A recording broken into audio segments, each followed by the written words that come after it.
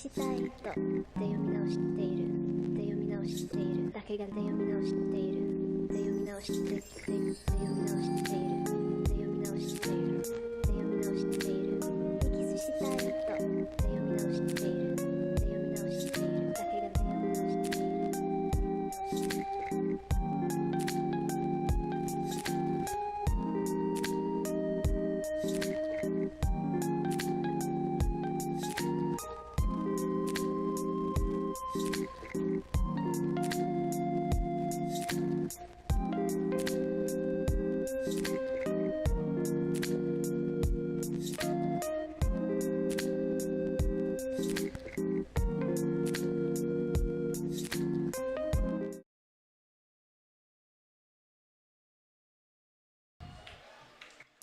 Here for the final game of this 4-game series between the Spearfish Sasquatch and the Pierre Trappers. We will jump immediately into starting lineups first for the visitors and the Spearfish Sasquatch. They'll lead things off with the third baseman, number 17, Johnny McHenry. Batting second, the shortstop, number 2, Theo Hardy. Batting third, the first baseman, number 21, Charles McAdoo. Batting fourth, the center fielder, number 4, Seth Surrett. Batting fifth, the left fielder, number 40, Gage Ninnis. Batting sixth, the second baseman, number 24, Ryan Bachman. Batting seventh, the catcher, number 27, Hayden Driggs. Batting eighth, the right fielder, number 26, Michael Dorr.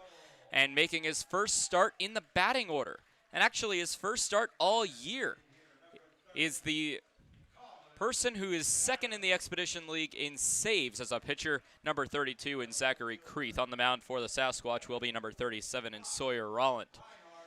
Meanwhile, for the Pierre Trappers, they're going to go up with the 7 players remaining from day 1 on opening day. There's only 7 players of the 13 players that were here for opening day that are still here, and they will make up the first 8 batters. Excuse me, the first 7 batters, or the first 8 with the exception of Colin Adams. Leading things off will be the third baseman, number 8, Adrian Lopez. Batting second, the second baseman, number 12, Tyler Lubin. Batting third, the first baseman, number 32, Jared Shelton. Batting fourth, the shortstop, number 33, Caden Cardoso. Batting fifth, the designated hitter, number 30, Colin Adams. Batting sixth, the right fielder, number 23, Brock Reinhardt. Batting seventh, the left fielder, number 13, Brendan Perez. Batting eighth in center field, number 21, Jacob Newman, paying homage to where he started on opening day, has not played center since then. And batting ninth, the catcher, number 7, in Nolan Summerfield, in just his second appearance this season after making his debut last night. On the mound for the Trappers will be number 10, Ian Mason Torvey. We'll take a quick break for the national anthem and be back here for the first pitch in the final of this 4-game series between the Spearfish Sasquatch and the Pierre Trappers. We'll be right back.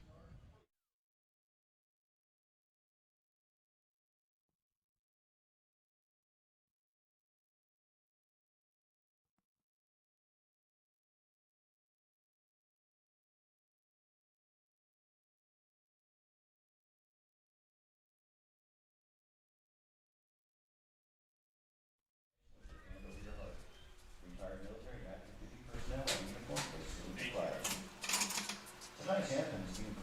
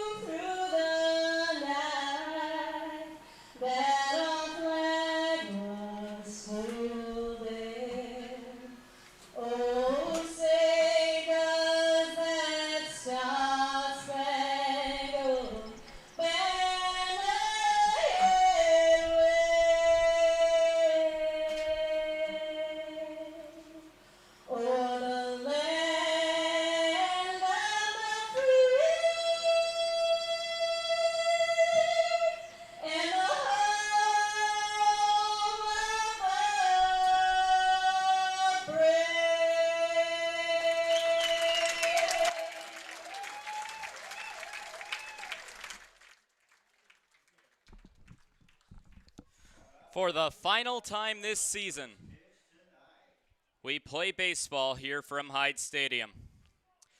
The national anthem has been sung, and that means it's time to play ball here from Hyde Stadium here on August 5th, 2021. The Trappers will go for one more huddle, as it was announced this morning that tonight will be the final hurrah for the Pierre Trappers in their 2021 season. First pitch has been thrown out as Nolan Summerfield takes the catch and will join the team in the team huddle. One more time here from Hyde Stadium this season. It's a bittersweet moment here from South Dakota State Capitol, as at one point you're thankful for the memories that happened, and so are the players as well. But at the same, knowing that this is the last ride cuts a little deep in too many hearts.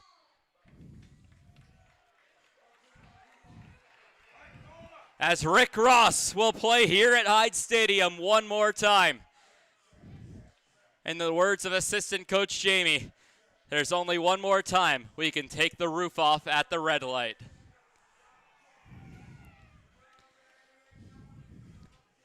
The team wearing gray and blue as they'll explode out onto the field as they take the field, and a few interesting faces in the defensive order for the Pierre Trappers.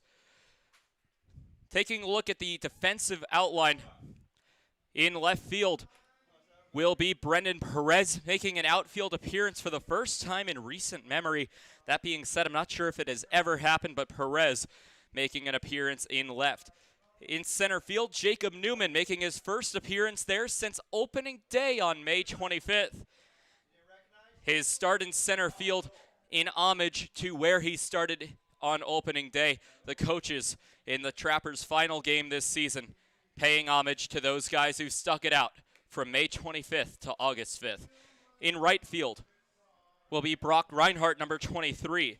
At third base, making his first defensive start not on the mound, is Adrian Lopez.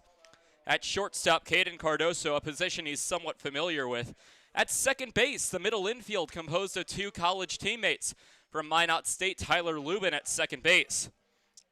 At first base, making his first start in the field as well, will be Jared Shelton, the battery. A Minnesota battery at a Minnesota Duluth will be Mason Torvian from the University of Minnesota, Nolan Summerfield behind the plate.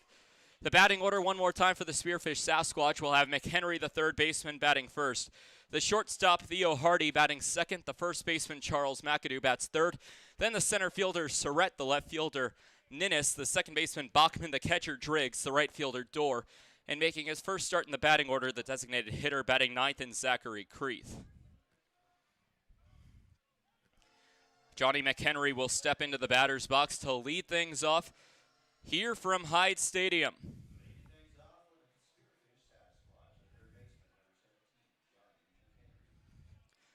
So McHenry steps into the batter's box. Trappers today wearing gray pants with a navy blue stripe down the side, navy blue belts, navy blue tops. As the first pitch will catch the strike zone, and the first strike mentality will go with one final first strike. Game time at 7:07, 2 minutes delayed from the scheduled 7:05 start time. 0-1 on a high fly ball heading towards left field. It's going to be a play for Brendan Perez, and his first outfield start will make the catch.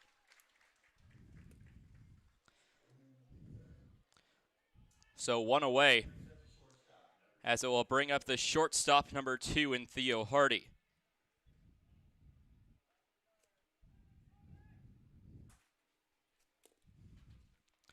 So Mason Torvia, starting on the mound tonight for the Pierre Trappers, has gone through 2 pitches, recording the first out of the inning as well.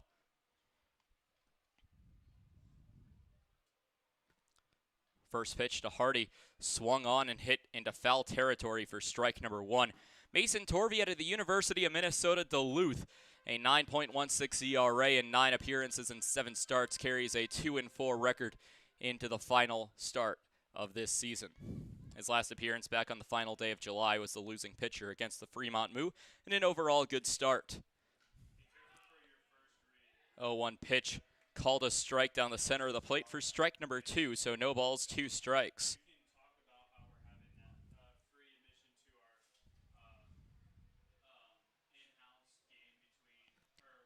Now an 0-2 trying to strike out Hardy for the second batter. It'll miss just low for ball number 1. Umpires in today's contest, Alex Shoemaker behind the plate with Matt Beaver in the field. Trappers going to be wearing their blue jerseys with a Trappers script across the front in gold. Same with the number on the front and back with white piping.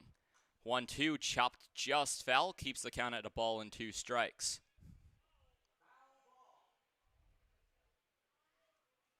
Meanwhile, the Sasquatch going with gray pants, a black stripe down the side, black belt, bright blue jerseys with black piping on the sleeves, black numbers with Sasquatch in script written across the front. 1-2, that one's waved on and missed for strike number 3. 2 away in the inning as Hardy goes down on strikes.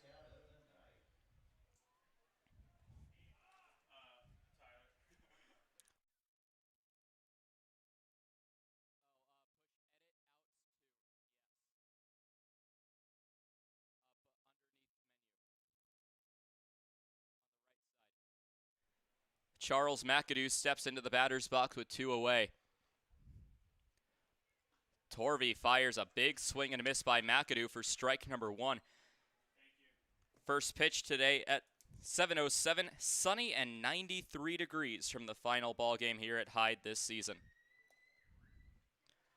0-1 pitch from Torvey will miss. Correction, catch the strike zone at the low part of the plate for strike number 2.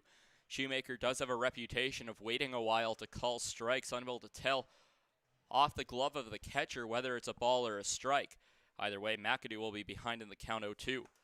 On a chopper over to the third baseman, Adrian Lopez picks it up. Lopez might have a play. Not in time as Jared Shelton doing the splits at first base. It'll be a base hit for Charles McAdoo.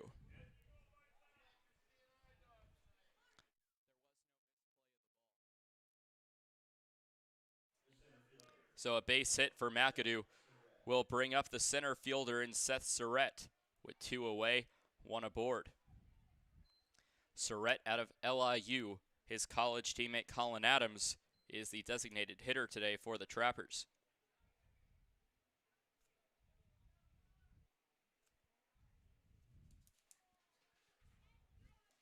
Surrett will take the first pitch low for ball number 1 with a runner standing at first base. Now, while this is more of a ceremonial game for the Trappers, they do have a chance to play spoiler on the Sasquatch season. Sasquatch only lead the Clark division by half a game over the Fremont Moo. Moo in action tonight against the Western Nebraska Pioneers. The 1-0 will catch the zone on the outside part of the plate, will even the count to a ball and a strike.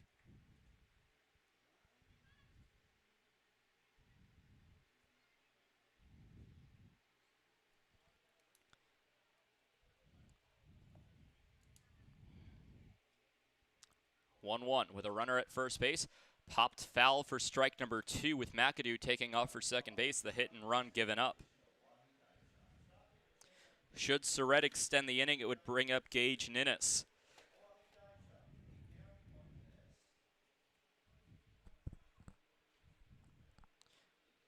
So Adrian Lopez, the third baseman, unable to come up with the ball on the McAdoo hit. McAdoo is a speedy player for the Spearfish Sasquatch, just beating out the throw. Torvey looks over towards first base. Did not throw the ball, so no official pickoff attempt. However, he did step off the rubber with a motion towards first base.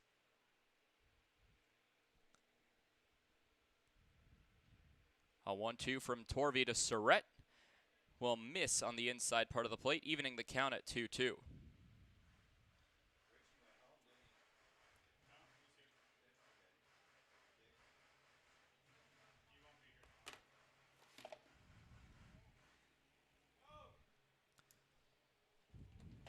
2-2 pitch. Runner goes on the 3-2. It's popped up into shallow left field. Lopez gives chase. Will reach up and drop the ball. Picking it up is the left fielder. Coming to home is McAdoo. The tag is in time. Summerfield erupts in celebration. So Surrett will reach on an error by the third baseman in Adrian Lopez. McAdoo comes around but is out trying to go home all the way from first base. Runner was going, But the combination of Brendan Perez, the left fielder, to Nolan Summerfield, the catcher, said not today to McAdoo, as that will go for out number 3 of the top of the first. We'll head to the bottom of the first inning. Adrian Lopez, Tyler Lubin, and Jared Shelton, a trio of pitchers, due up. Hey, it's the old top Gator here with Gators Pizza Pasta Subs in the Northridge Plaza. Gators is known for top quality food. Now you can have our food selections delivered right to your front door using DoorDash. That's right, now you have 4 ways that you can get great Gators food. Dine in, carry out, curbside pickup, and now delivery through DoorDash. Gators has been serving the Pierre area and now Trappers baseball fans since 1987. Gators Pizza Pasta Subs in the Northridge Plaza.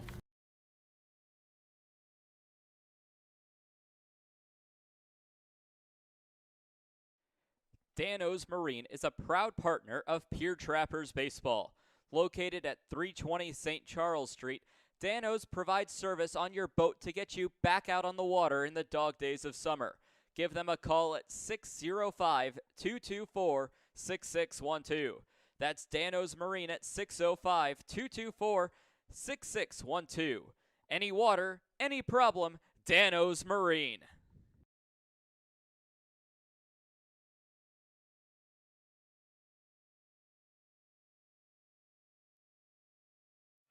Bottom of the first inning coming up, and we'll take you through the defensive order for the Spearfish Sasquatch and the batting order one more time for the Trappers. For the Sasquatch, in left they'll have Gage Ninnis, then the center fielder Surrett, the right fielder Dorr, in the infield the third baseman McHenry, the shortstop Hardy, the second baseman Bachman, and the first baseman McAdoo. The battery will have Sawyer Rolland on the mound with Hayden Driggs behind the plate. For the Trappers, they'll go with Adrian Lopez, the third baseman, leading off, then the second baseman Lubin, the first baseman Shelton, the shortstop Cardoso, the DH Adams, the right fielder Reinhardt, the left fielder Perez, the center fielder Newman, and the catcher in Summerfield. Adrian Lopez taking his first plate appearance of the season. Out of Menlo College is one of 7 players remaining from the 13-man roster on opening day. That was a walk-off victory over the Hastings Sodbusters. First pitch will run inside for ball number 1. It was an exciting 6-5 decision for the Pierre Trappers.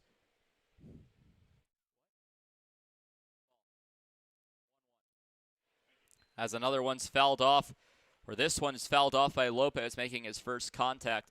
But it was a 12-inning game between the Trappers and the Sodbusters all the way back on May 25th. The Trappers walked it off on an error by the third baseman in 12 innings. 6-5 the final. 1-1 will miss low from Sawyer Rolland for ball number 2.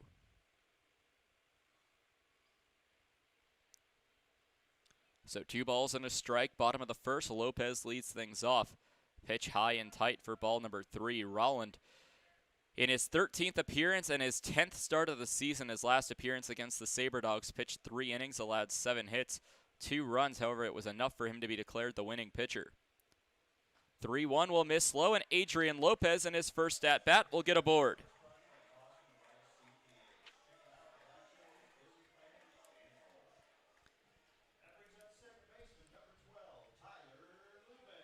So Tyler Lubin in his second plate appearance of the season back on July 29th against the Western Nebraska Pioneers. As time will be called, it looks like we may have a pinch runner coming in for Adrian Lopez.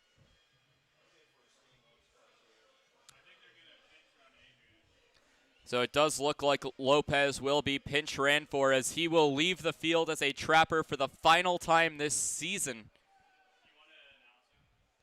As indeed there will be a pinch runner. So Lopez, time as a Trapper is done. Jacob Griffin will come into the ballgame as Lopez disappears into the dugout. So Tyler Lubin now steps into the batter's box out of Minot State, the starting second baseman. Runner at first base and Jacob Griffin. First pitch in there for a called strike from Rolland.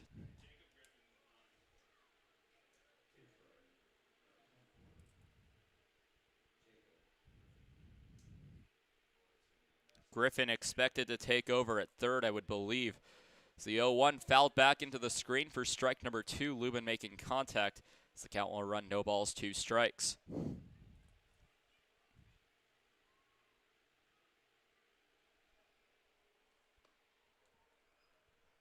An 0-2 to Lubin with Shelton standing on deck. Rollin looks inside, fires the 0-2 high and tight for ball number 1.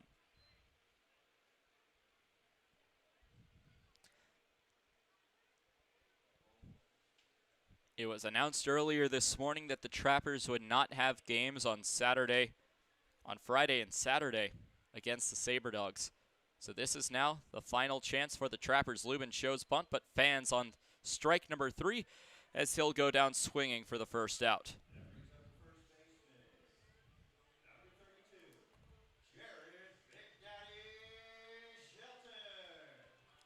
So Shelton will take the plate appearance here.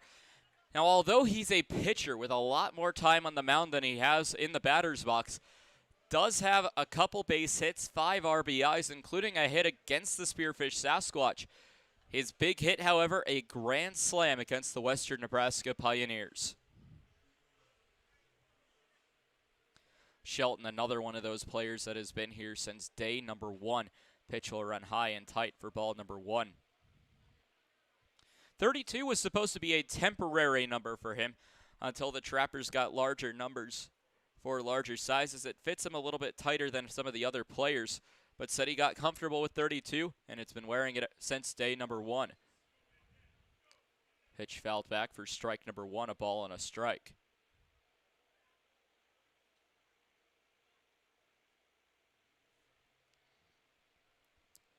So a 1-1 first inning. With 1 away, 1 on. Jacob Griffin, pinch running for Adrian Lopez, stands at first. 1-1 inside. Will make the count 2 balls and 1 strike in favor of the Trappers and Jared Shelton.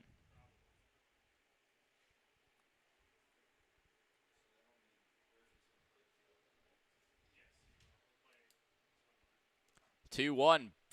Swung on and missed for strike number 2. Evens the count to 2 balls and 2 strikes to Jared Shelton, the starting first baseman today.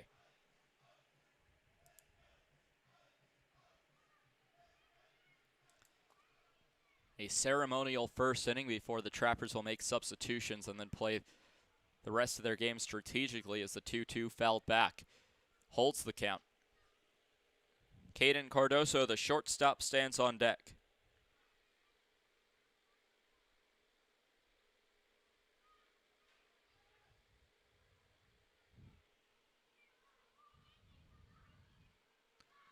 Two-two on a chopper over to the third baseman. On to second base, will get away, so an error on the third baseman as Griffin takes off for third. So an error on the third baseman for both the Trappers and the Sasquatch, as that one will go on Johnny McHenry. So a fielder's choice for Jared Shelton with Griffin reaching on the fielders on the air.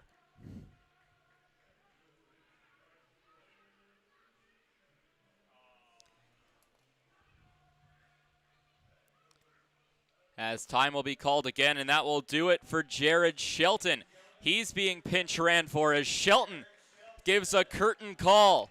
He will walk back in. His time as a Trapper is over after reaching on the fielder's choice.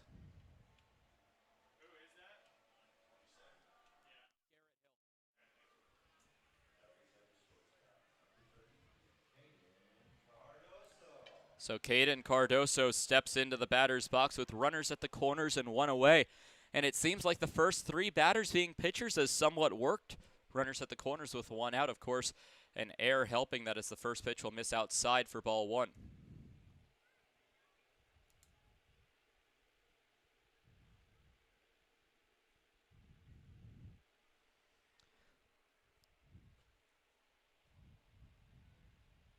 So a 1-0 count. Pitch taken high for ball number 2. So the Trappers going into their bench here in the first inning as Jacob Griffin and now Garrett Hill taken off the bench. They have 5 players remaining eligible to come in the ballgame.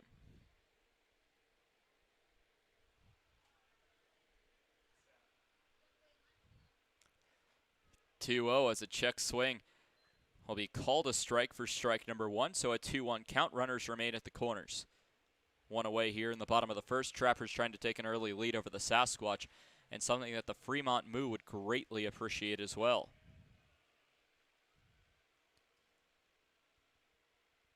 2-1 on the way to Cardoso. A ground ball heading over to the second baseman. Picked up, fired onto second base for one. On to first, not in time. So it'll be a fielder's choice that scores a run for the Pierre Trappers as the Trappers have taken an early 1-0 lead. An RBI fielder's choice for Jared Shelton.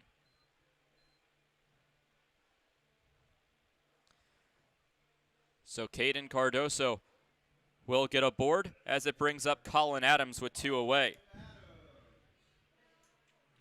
So Garrett Hill out between first and second base as Jacob Griffin comes in to score. 1-0 Pierre as Colin Adams, the DH, will get the at-bat. First pitch high for ball 1. One of 2 players not in the starting 9 that was not here on day number 1. I believe that's correct, as it's Summerfield and Adams that were not on the opening day roster. 1-0 fouled back for strike number 1. Will even the count up at a ball and a strike.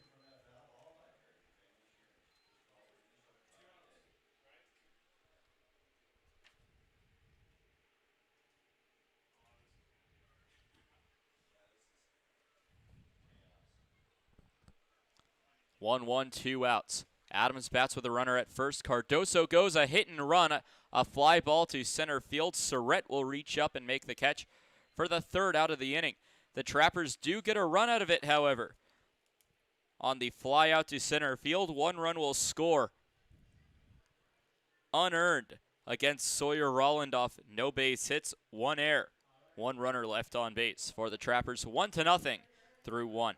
Gage Ninnis, Ryan Bachman, and Hayden Driggs due up when we come back.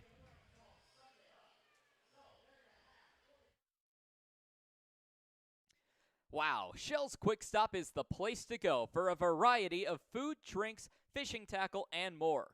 Hungry? Come on down for breakfast pizza, burritos, biscuits and gravy, soup, salad, and wraps. Thirsty? Try their hot and cold espresso drinks, lattes, frappuccinos, and milkshakes from the drive-up window. Heading down to the water?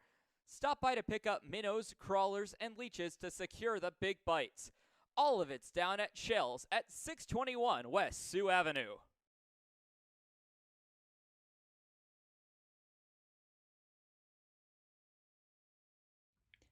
The Governor's Inn is the exclusive motel partner of the Pierre Trappers. Check out the special Trappers rate for your visit to Pierre and Hyde Stadium this summer. Call 605-224-4200 directly to get the Trappers rate. With free wireless internet, a deluxe breakfast, and an indoor pool and hot tub, there's no reason not to stop at the Governor's Inn.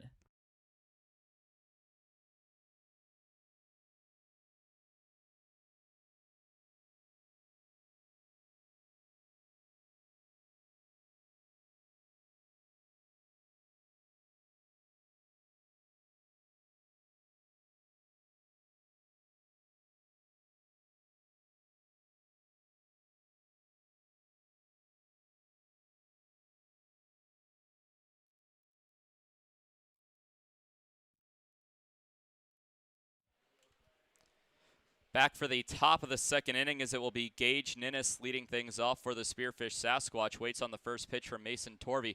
Swung on and fouled off for strike number 1.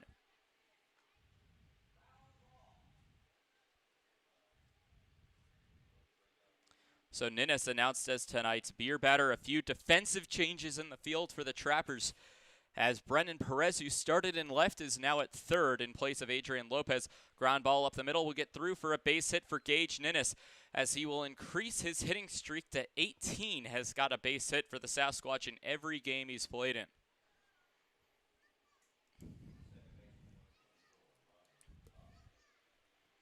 So it'll now bring up Ryan Bachman with 1 on and nobody out. Still at second base is Tyler Lubin. Shortstop is Caden Cardoso, the Minot State pair in the middle infield. Bachman waits on the first pitch. That will miss for ball 1.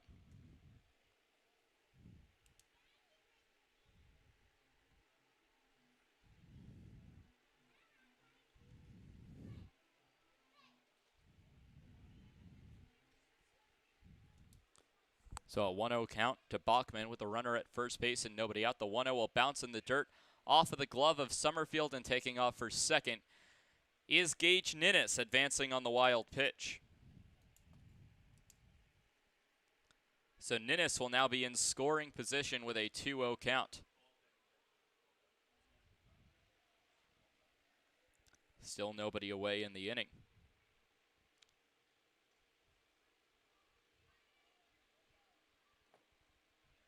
2-0. Misses low and away for ball number 3. Falls behind at the count to Ryan Bachman as the Sasquatch look to tie the ball game up after allowing the first run of the ball game to score for the Trappers in the bottom of the first to give them a 1-0 lead. 3-0 will miss for ball number 4, and Bachman takes a free pass to first base. First walk surrendered by Mason Torvey so far tonight.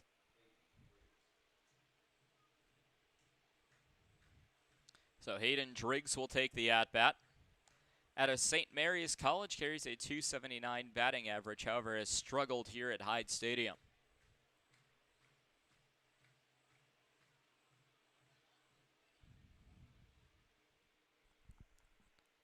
Torvey fires on a pitch that will catch the strike zone for strike number 1.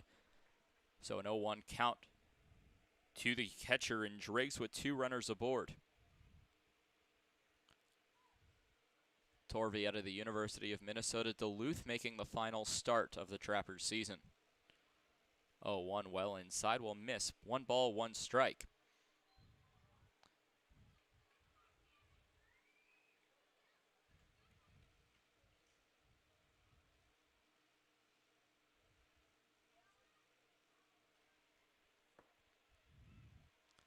Torvey looks back over to second.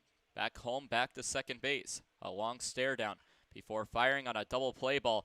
Cardoso over to Lubin. Lubin on to first, and Tyler Lubin, the submarine pitcher, is part of a 6-4-3 double play. Bachman out between first and second base. Gage Ninnis will advance to third.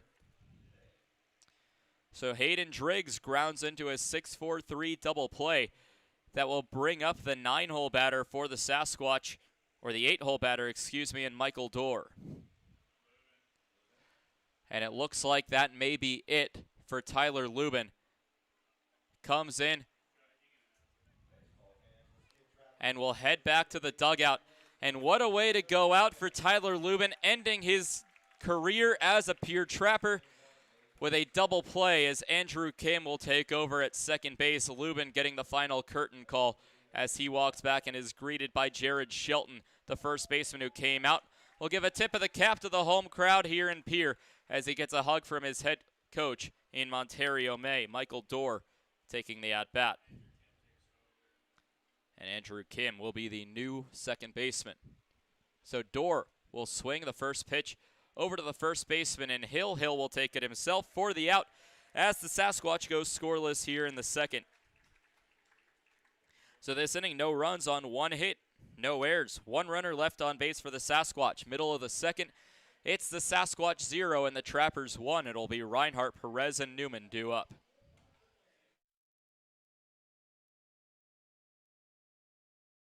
You don't need an illness to need a doctor. You don't need to feel sick to feel better. You don't need to be unwell to get well. What you do need is a primary care provider at Sanford Health. Better healthcare starts with regular wellness visits and a familiar face who knows you, your concerns, and your goals. We're here before you need us. We're here when you need us. We're here after you need us. We're here for you. Find your primary care provider at sanfordhealth.org today. Trappers fans, summer is here. Get your boat back in shape with a visit to Dano's Marine. Dano's Marine will get you back out on the water this summer with excellent service and years of experience. Give them a call at 605-224-6612 or visit them at 320 St. Charles Street in Pierre. Any water, any problem, Dano's Marine.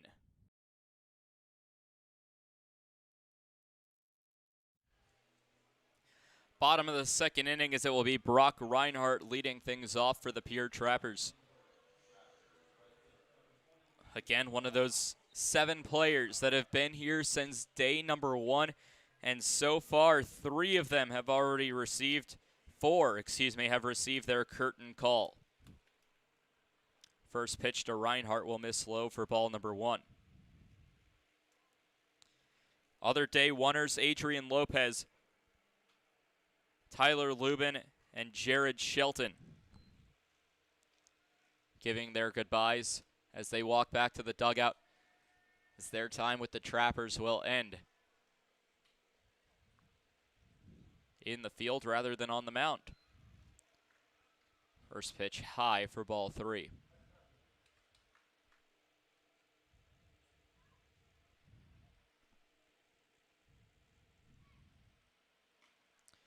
.30 pitch, called a strike on the inside part of the plate to Reinhardt, as the count will go to 3 balls and 1 strike to the leadoff batter of the bottom of the second.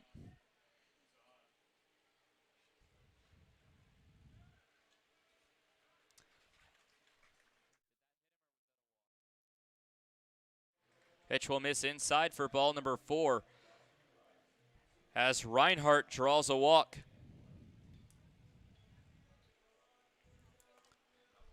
Brendan Perez will now take his first at-bat of the ballgame. Starting left fielder, he's turned into the third baseman.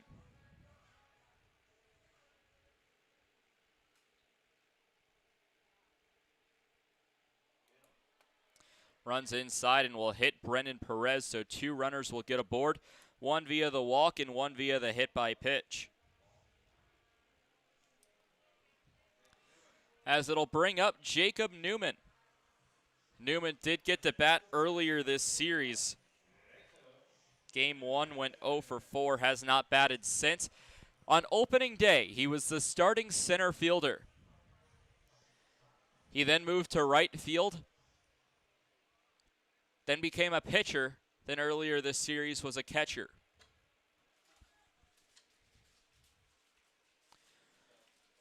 Newman has not played center field since opening day, paying homage to that opening day lineup. Newman back in center field today. First pitch called for a strike at the knees. Runners at first and second as the first 2 runners have reached off the free pass. A walk to Reinhardt and a hit by pitch to Perez.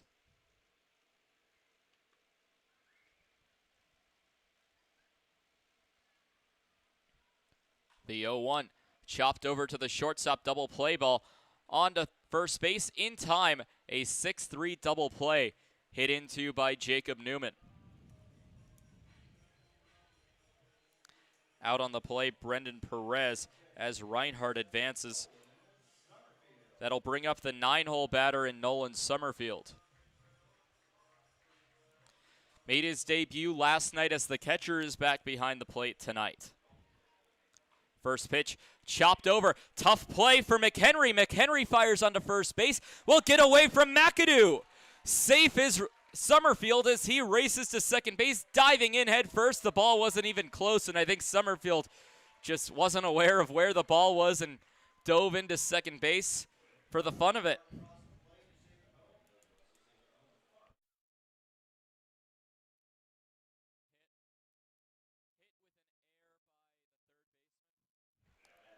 So it'll be ruled a base hit for Nolan Summerfield with an error by the third baseman that gets him to second base. Reinhardt will score off the base hit, so that is an RBI for Nolan Summerfield.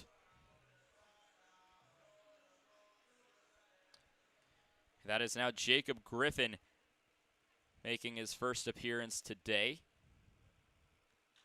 First pitch swung on and hit towards center field. Surrett backs up, will reach up and make the catch. So that ends the inning, but the Trappers do get another run to their total. We're through 2 innings. It's 2-0 Trappers in front as we head to the third. An RBI single for Nolan Summerfield before Griffin flies out to center. This inning, 1 run. It was earned against Rolland with the error not coming until the base hit was achieved by Summerfield. 1 base hit, 1 error. 1 runner left on base. 2-0 Trappers. Through 2. When we return for the third, Creeth, McHenry, and Hardy due up for the Sasquatch.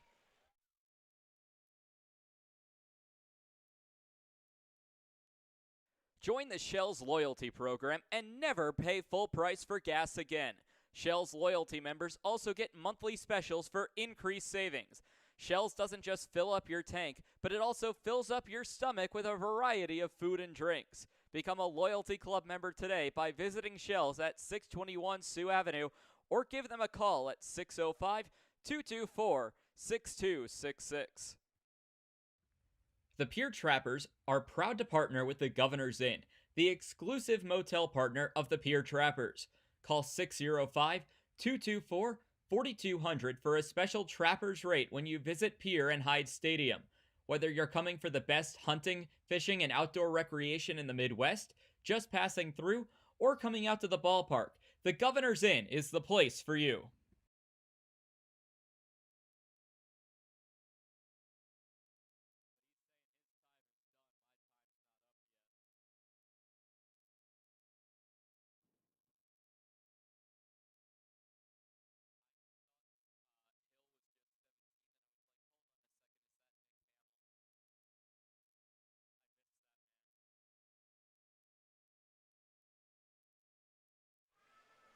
Top of the third, the Trappers so far lead the Spearfish Sasquatch by a score of 2-0. The Sasquatch will look to get back into it with a big third inning, as leading things off will be the designated hitter in the 9-hole batter in Zachary Creeth. Creeth out of the Colorado School of the Mines.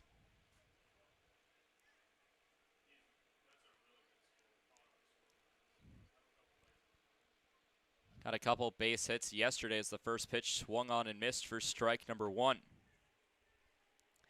Creeth yesterday went 0 for 2, so is now batting .333 on the season. 0-1 outside, evens the count up at a ball and a strike.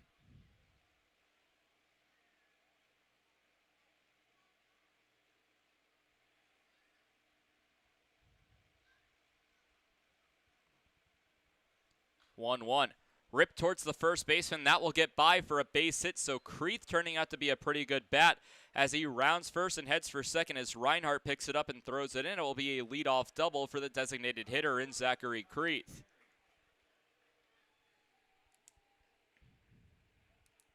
So Creeth doubles that will bring up the top of the order in Johnny McHenry.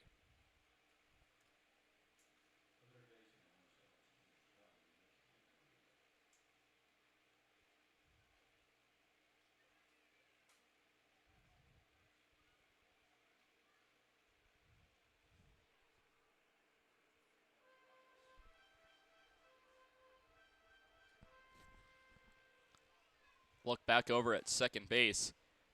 The deal to McHenry, a fly ball heading towards left field. Griffin there reaches up and makes the catch for the first out of the inning on the fly out to left. So one away as McHenry flies out. That will bring up Theo Hardy.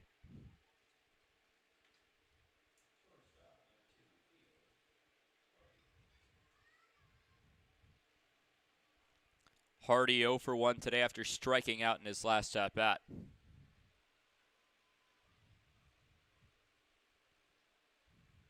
Has had a very good series against the Trappers, batting .500 through the first 3 games. Now 5 for 11 with the strikeout in his last at-bat. First pitch will miss outside for ball 1. The Fremont Moo looking in at this score, and they're happy with it so far.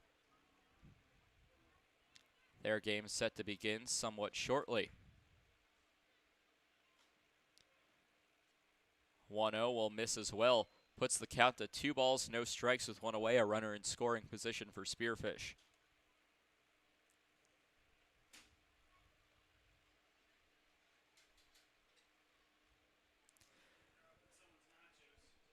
And bad news for Sasquatch fans. 2-0 pitch will bounce in the dirt for ball number 3. Top of the first inning from Gehring, Nebraska. The Fremont Moo already have a 2-0 lead.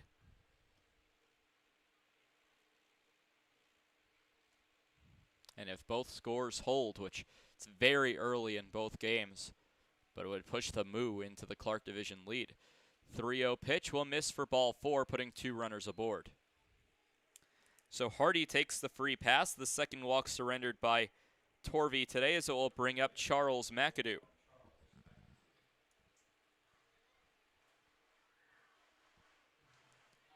McAdoo out of San Jose State has been by far and away the best batter for the Sasquatch so far this season, encroaching on 80 RBIs. Swung on and missed for strike number 1.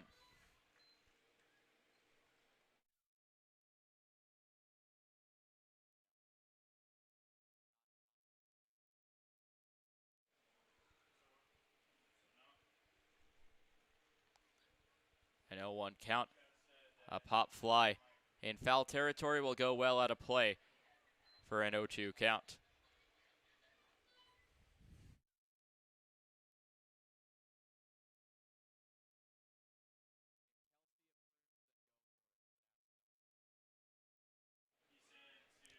So an 0 for 2. An 0-2 count, excuse me, with one away. Runners at first and second. 0-2 will go high and tight for ball number 1.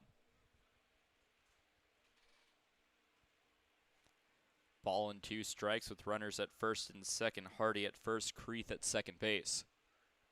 One away in the inning off the McHenry fly out to left. Another fly ball to left field. Griffin races back, will reach up at the warning track to make the catch. A hard hit fly ball by Charles McAdoo will go for out number 2 of the inning.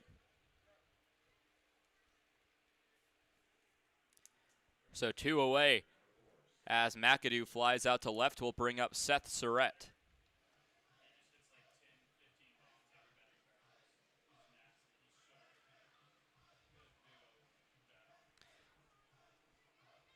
Surratt 0 for 1 after reaching on an error by the third baseman in Adrian Lopez his last at-bat.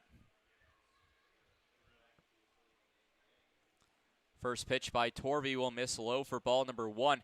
Both runners take off.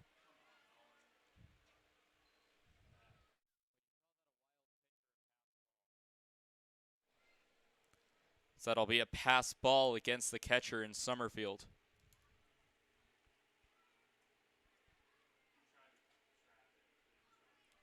Both runners advance as there will be a runner at second and third. A foul ball down the right field line will push the count to 1-1.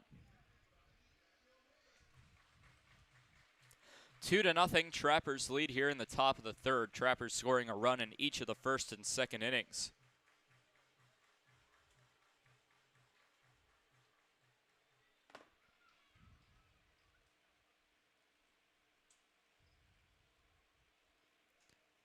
One and one, top 3. Another one chopped foul down the right field line. Torvey gives a little bit of chase, but it will roll into the dugout for strike number 2.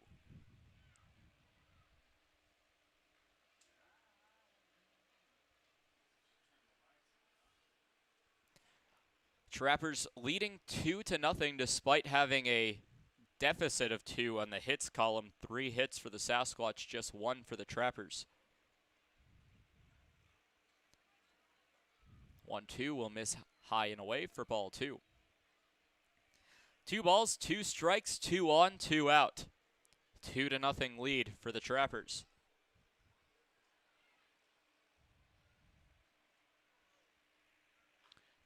Chopper over to the second baseman, picked up by Kim onto first base in time for the out, so that will end the Sasquatch half of the third on the 4-3 ground out hit into by Seth Surratt. No runs off 1 hit. No errors committed by the Trappers and 2 runners left on base for the Sasquatch.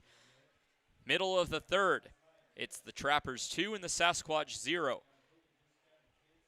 It'll be Andrew Kim, Garrett Hill, and Caden Cardoso due up when we come back for the bottom of the third.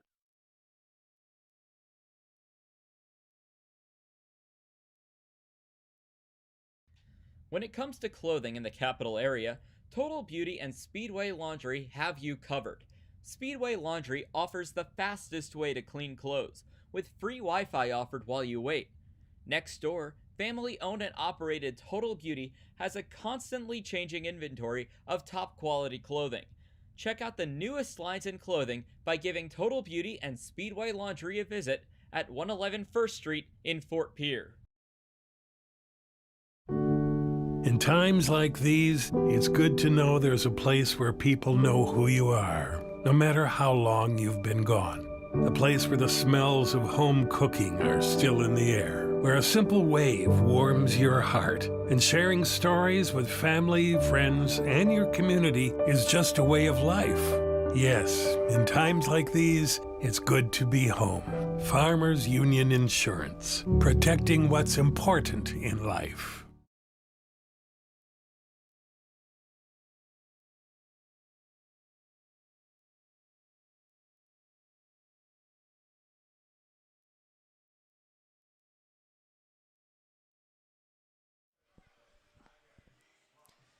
Bottom of the third, as it will be Andrew Kim leading things off for the Trappers here in the bottom of the third.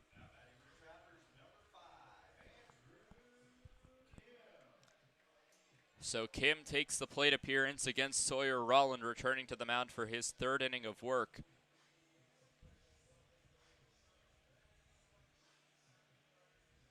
So Kim making his first at-bat in place of Tyler Lubin.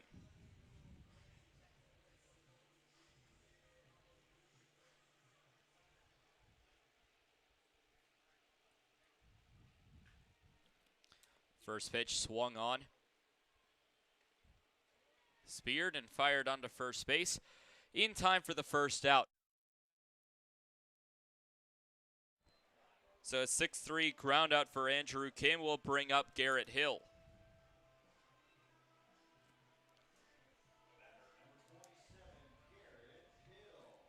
Hill making his first at-bat as he came in as a pinch runner for Jared Shelton when he reached on a fielder's choice back in the first.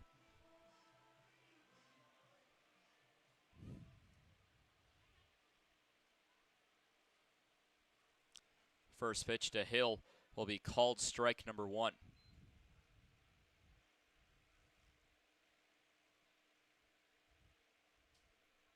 So an 0-1 count. Allen will catch the zone as well, so an 0-2 count to Garrett Hill from Sawyer Rolland, who seems to be settling in after a shaky first couple of innings. Only one of the 2 runs scored so far has been earned. 0-2 will skip away. Sasquatch thankful nobody on board for the Trappers, as that would have advanced runners at least a couple of bags.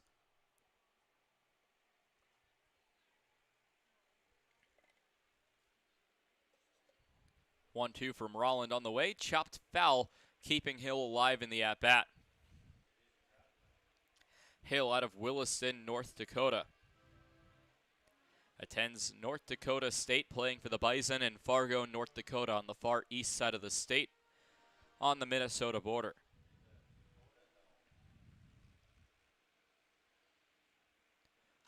1-2, chopped foul, well beyond the right field line and out of play, onto Reese Street. One thing that this internship has really helped me with is my geography of the Dakotas. For example, I did not know that both the University of North Dakota and North Dakota State were on the far east side of the state. 1-2 will miss low for ball number 2. Evens the count to 2 balls, 2 strikes. I learned the differences between East River and West River, as it's East River versus West River night. The East River Trappers against the West River Sasquatch. 2-2 chopped over to the shortstop, picked up by Hardy. Hardy onto first base will be in time for the 6-3 groundout. Back-to-back groundouts to Theo Hardy.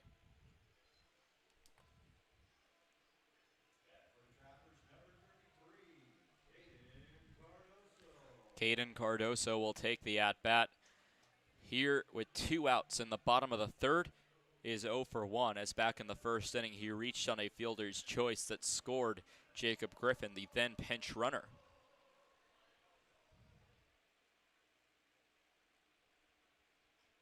First pitch to Cardoso, well outside for ball 1. So a ball and no strikes from Rolland to Cardoso. 1-0 shows bunt, pulls back on a pitch that will skip in the dirt for ball 2.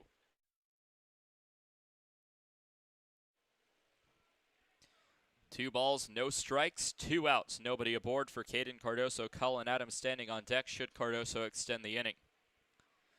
Cardoso close to the top of the league and walks obtained. Believe he's at 42 right now on a high pop fly. Hardy calls everybody off.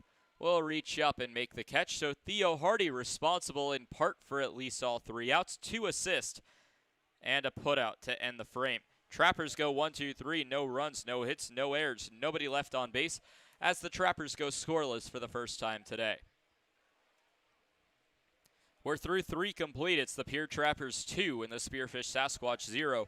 When we come back for the top of the 4th, the 5, 6, 7 part of the Spearfish batting order due up. Engaged Ninnis, Ryan Bachman, and Hayden Driggs.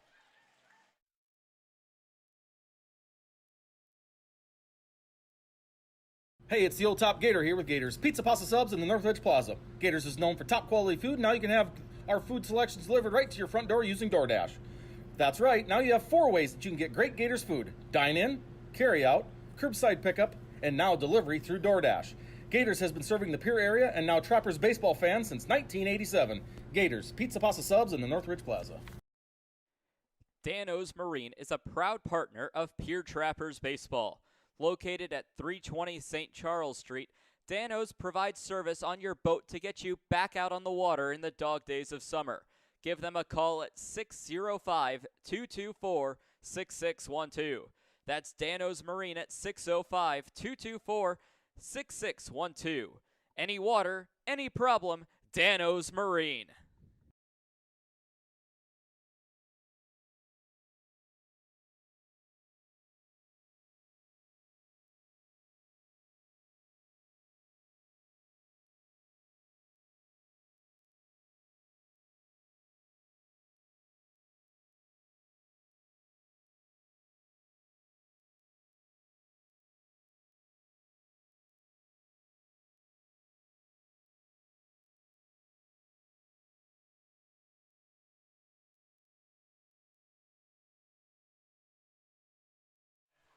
Top of the 4th as Gage Ninnis will lead things off for the Spearfish Sasquatch. Mason Torvey still on the mound. Ninnis today is 1 for 1 with a single back in the 2nd.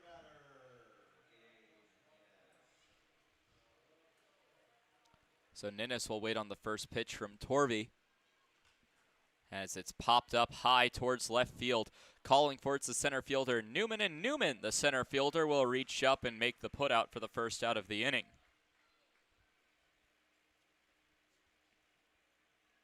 So that'll put 1 away. So Ninnis is retired as it will now bring up the next batter in Ryan Bachman.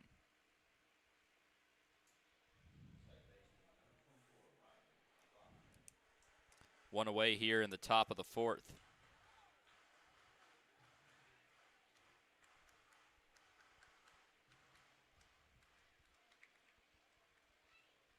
First pitch from Torvey to Bachman on the way, missing on the inside part of the plate for ball number 1. No defensive changes in the field for the Trappers since Andrew Kim took over for Tyler Lubin back in the 2nd inning.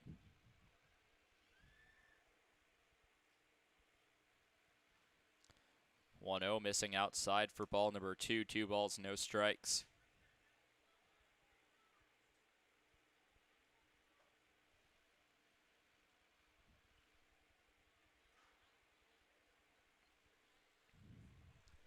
On the way from Torvey on the way. We'll catch the zone on the inside part of the plate, right around belt high, in between the belly button and the belt.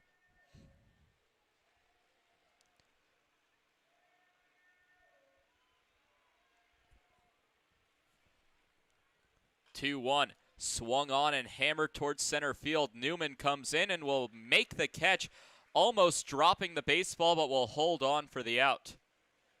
So the first 2 batters are away, as it will now bring up Hayden Driggs. Back-to-back flyouts to the center fielder Jacob Newman as Driggs grounded into a 6-4-3 double play his last at-bat. So no matter what happens, it will be a different result than his first at-bat with 2 away. Also the fact that there's nobody on the base paths for the Sasquatch here in the top of the 4th. First pitch to Driggs will miss low, bouncing in the dirt. Stopped by Summerfield with nobody aboard for ball 1.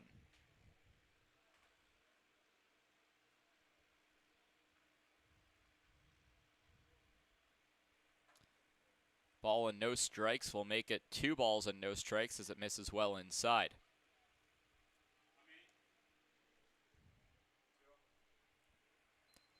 An update from Gehring. Top of the second inning, still 2-0 Fremont. Fremont has a runner at first with nobody out. 2-0, big swing and a miss will put it to a 2-1 count. First strike of the Driggs at bat after he grounded into a double play in his previous plate appearance.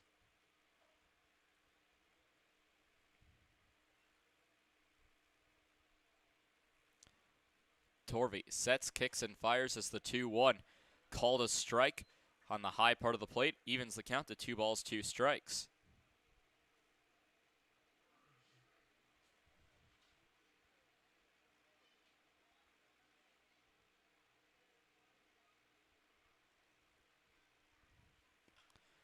Two skyrocketed back towards center field. This time it will be Andrew Kim calling for it and making the catch. So the pop out to the second baseman ends the top of the fourth. 1, 2, 3 go the Sasquatch. No runs, no hits, no errors. Nobody left on base for the Squatch. We'll head to the bottom of the fourth. Colin Adams, Brock Reinhardt, and Brendan Perez due up. Middle 4, Spearfish 0, Pierre 2. Trappers look to extend their lead and take 1 of this 4-game series from the Sasquatch.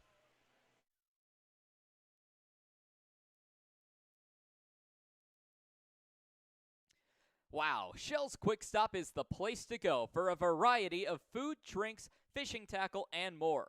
Hungry? Come on down for breakfast pizza, burritos, biscuits and gravy, soup, salad, and wraps. Thirsty? Try their hot and cold espresso drinks, lattes, frappuccinos, and milkshakes from the drive-up window. Heading down to the water? Stop by to pick up minnows, crawlers, and leeches to secure the big bites. All of it's down at Shell's at 621 West Sioux Avenue. The Governor's Inn is the exclusive motel partner of the Pierre Trappers. Check out the special Trappers rate for your visit to Pierre and Hyde Stadium this summer. Call 605-224-4200 directly to get the Trappers rate. With free wireless internet, a deluxe breakfast, and an indoor pool and hot tub, there's no reason not to stop at the Governor's Inn.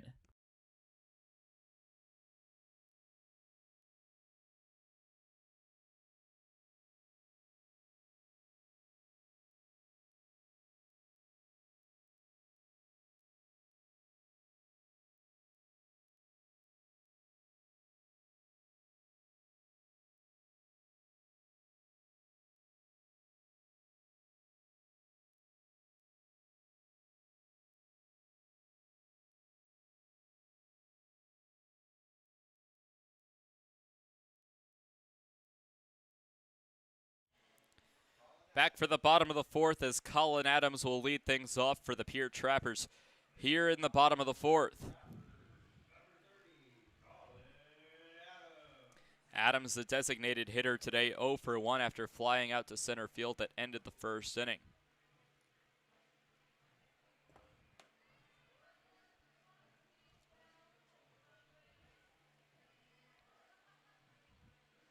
Adams, the native of Chichester, Pennsylvania. First pitch will run inside for strike number 1. After his time in Pierre is over, we'll return to Long Island University with his college teammate in Seth Surrett, who plays in center field as that pitch will miss low, evening the count to 1-1.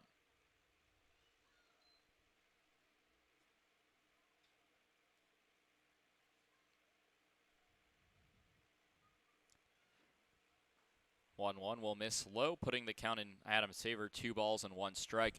Taking a look elsewhere across the Expedition League. Top of the second, Fremont 2, Western Nebraska 0. Bottom of the fourth, scoreless between the Horseheads and Saberdogs. That game will only be 7 innings due to pitcher availability. 2-1, fouled back for strike number 2, 2 balls, 2 strikes.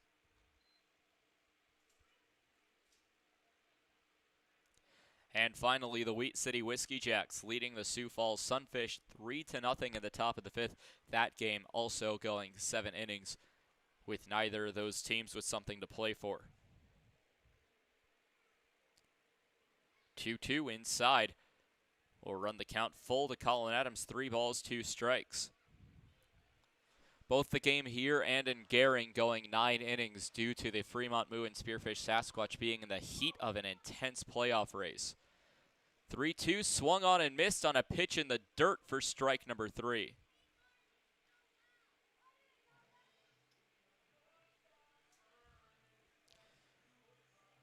So it'll bring up Brock Reinhardt.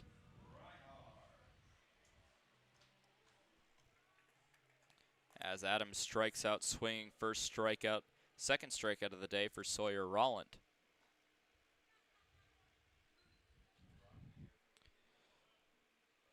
First pitch in there, first strike. Ground ball over to the third base side will roll foul. As I believe there are 2 players as the base coaches. Tyler Lubin, the third base coach for the Trappers, and Jared Shelton coaching first.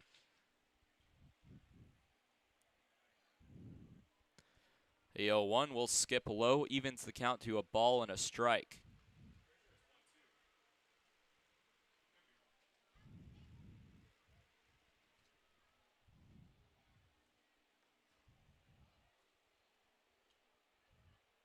One-two on the way, will miss low for ball number 2, so a 2-2 count. We'll go even to Brock Reinhardt with Brendan Perez standing on deck.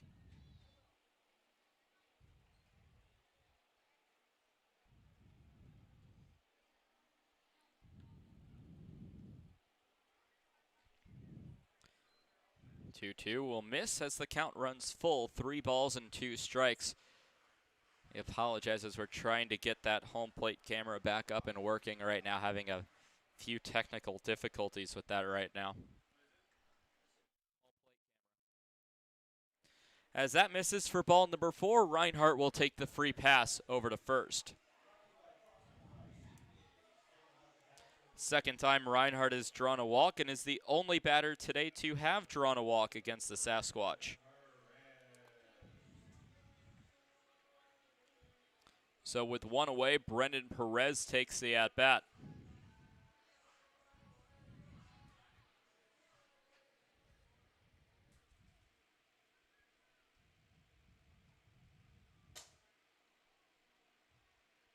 Perez waits on the pitch as it will miss low for ball number 1. Ball and no strikes.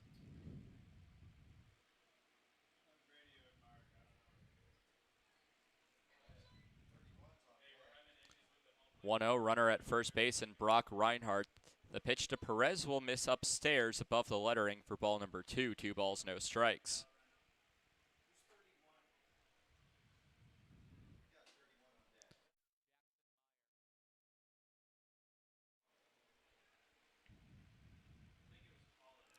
Two-0 count, pickoff attempt back to first base in time. As Perez steps back into the batter's box. 2-0, high pop fly, heading towards the second baseman. Calling for it's the right fielder Indoor who will reach up and make the catch for the first out of the inning. So Perez goes out on the fly out to right field.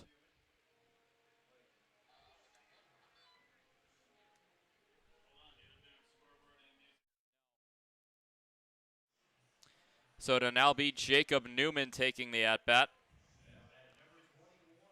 Newman, the lone positioned pitcher that is still in the ballgame as the center fielder. Does have a bit of experience in the outfield, as Trapper fans saw at the beginning of this season. Time called as the head coach of the Spearfish Sasquatch will come out to talk to Sawyer Rolland.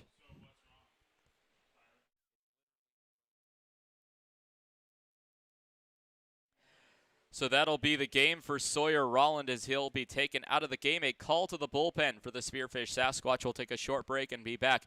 New pitcher coming in.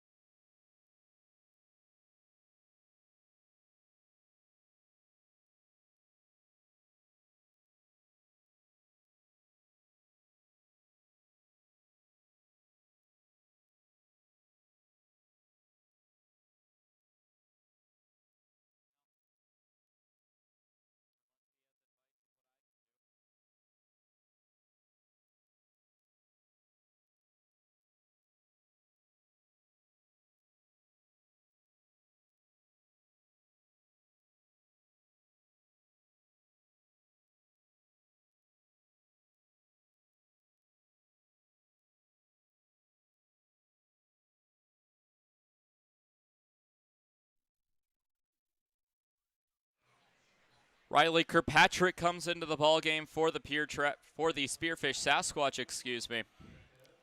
As Kirkpatrick last appeared on the first game of this series, as Newman comes into the batter's box, will shake hands with Jackson Meyer.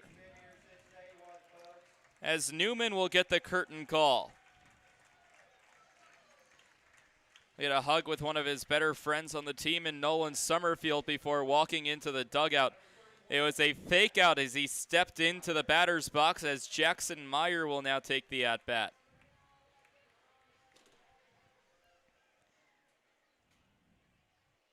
Runner at first base, as the first pitch will miss low for ball one.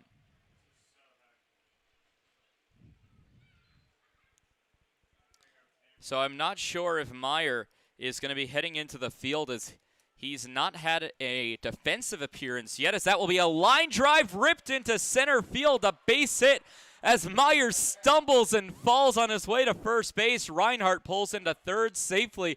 Meyer's got to be a little embarrassed, but happy that he got a base hit. He's batting 1,000 on the season.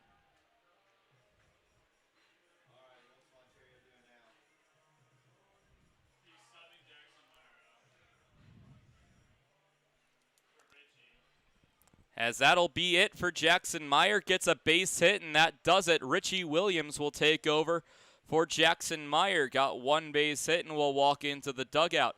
Would not be surprised if we see Parker Lewis also get a plate appearance.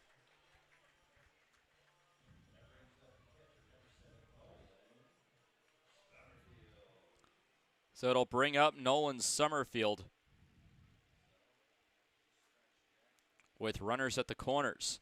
Richie Williams at first base. A fly ball hit over to center field, but the shortstop will pick it up to end the inning.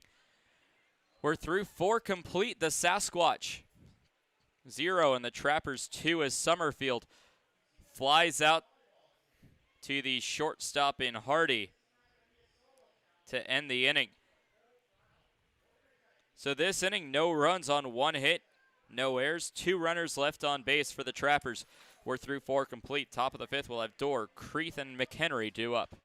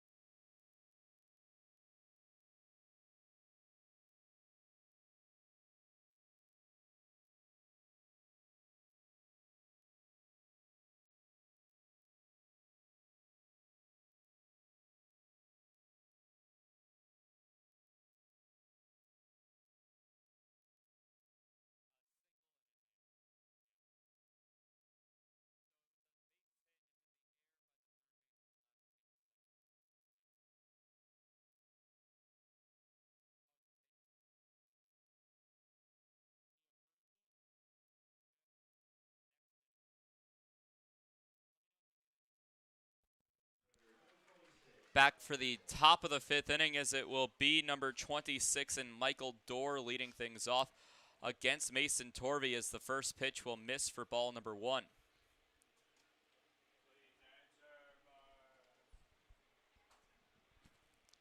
Dorr waits on the pitch, will foul it off down the right field line for strike number 1.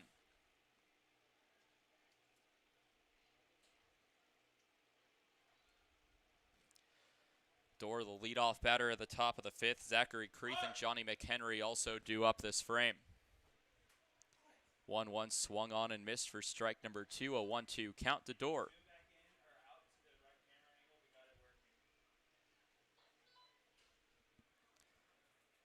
So a 1-2, Torvey still on the rubber. Top 5 as the 1-2 will miss low for ball 2, evening the count to 2 balls and 2 strikes.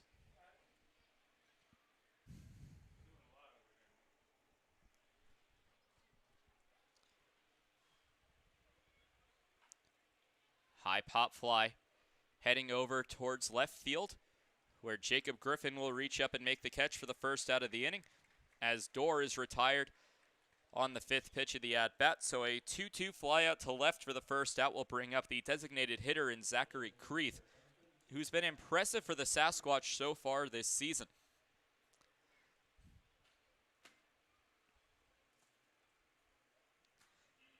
Creeth today 1 for 2 with a double that led off the inning as a fly ball hit towards deep right center field. That will drop for a base hit. Picking it up is Richie Williams, as coming into second base is Creeth. 2 doubles on the ball game for Creeth. He led off the 3rd inning with 1, and now with 1 out here in the top of the 5th, Creeth will double.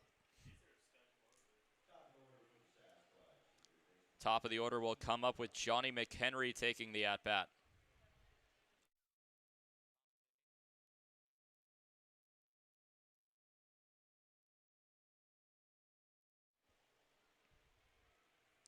So McHenry steps into the batter's box.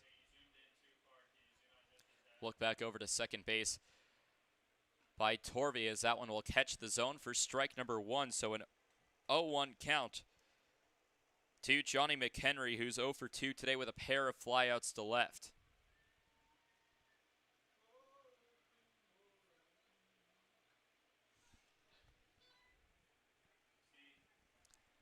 Oh, 1 well inside, curving his body out of the way as McHenry to avoid being hit by the pitch, as the count will move to a ball and a strike. 2 up in the bottom half of the 5th, Jacob Griffin, Andrew Kim, and Garrett Hill.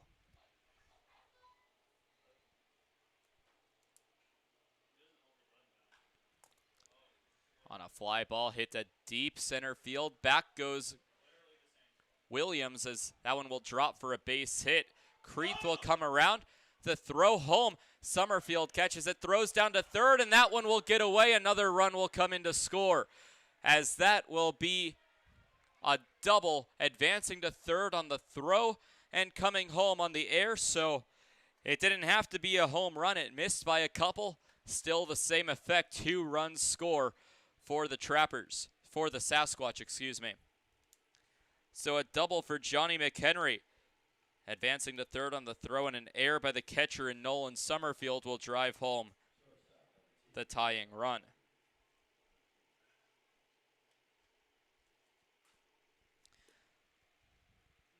As Theo Hardy takes the at-bat.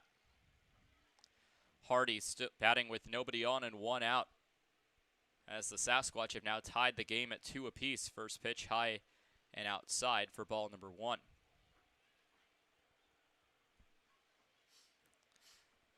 And that is not what the Trappers needed, as the momentum was their way. A celebration of their final game.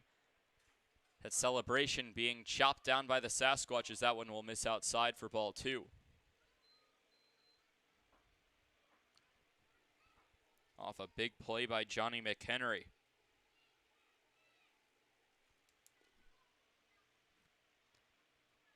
2-0, that one will be a strike. 2-1 count to Theo Hardy.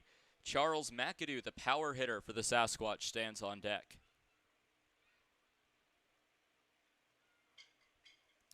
2-1 deal from Torvey. The right-handed arm will miss. A hitter's count will go to Theo Hardy, 3-1.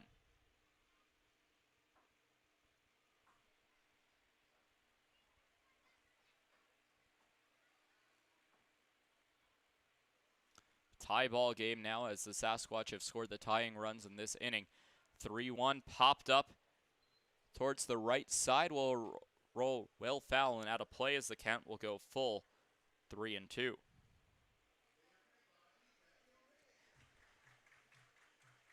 Sasquatch, now knowing that they're back in this ball game, will turn their heads towards Fremont And Western Nebraska one more time, but it is not good news for the Sasquatch there, as a foul ball will hold the count at 3-2. 5-0. The Fremont Moo lead the Western Nebraska Pioneers. In the top of the third, Moo batting with runners at first and second with one out. Peyton Leeper at the dish. One run has already come across this inning for Fremont. Payoff pitch fouled off, and we'll do it one more time.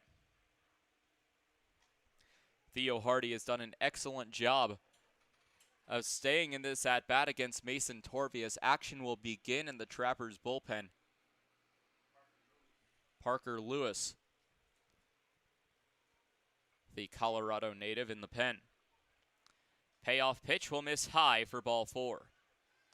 So Torvey will lose Hardy, getting a runner at first base after back-to-back doubles, a walk surrendered to Theo Hardy. Time called as Summerfield will come out to talk to Mason Torvey, and not just Summerfield, but Monterio May, head coach of the Trappers, coming out to talk to Mason Torvey, unsure if this will be it.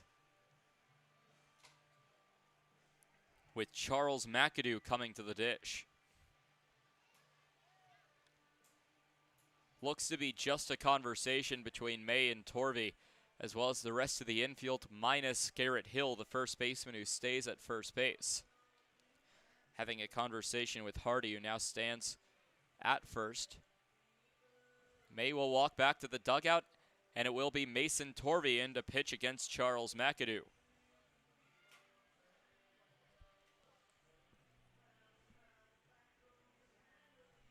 Two runs this inning, only one of them will be earned against Mason Torvey.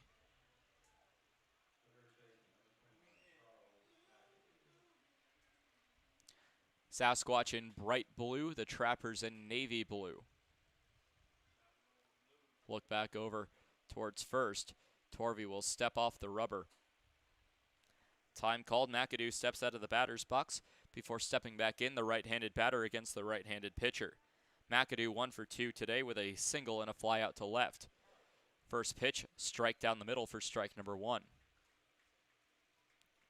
2 runs on 5 hits, 2 errors committed by the Sasquatch. For the Trappers, 2 runs on 2 hits, with 2 errors.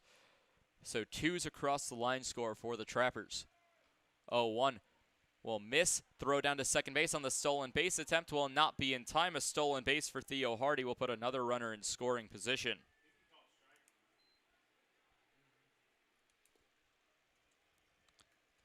Means that will be an 0-2, not a ball. So ahead in the count to McAdoo.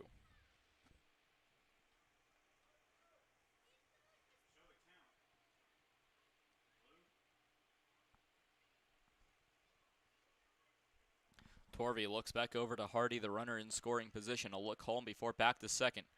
Back home and will fire the 0-2. Ripped into left field. That will drive home another. Hardy rounds third. The throw in by Griffin. Over to Summerfield. Touches the runner as that one gets away. Torvey will pick it up. Pulling into third base will be McAdoo. Off a wild throw by Jacob Griffin. It'll be a double for McAdoo. Advancing to third on the throw. Third double of the inning as Hardy comes home to score. No error on the play.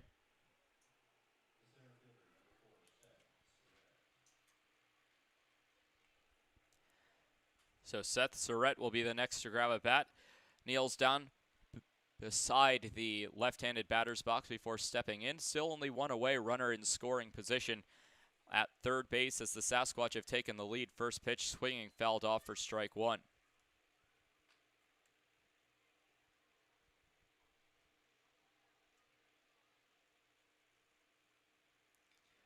Sasquatch 3, Trappers 2, all 3 runs scoring this inning.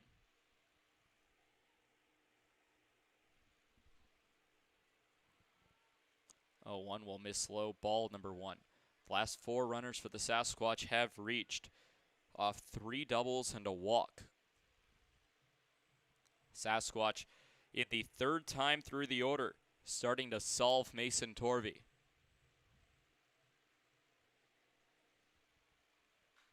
One line shot down the right field line will hook foul for strike 2.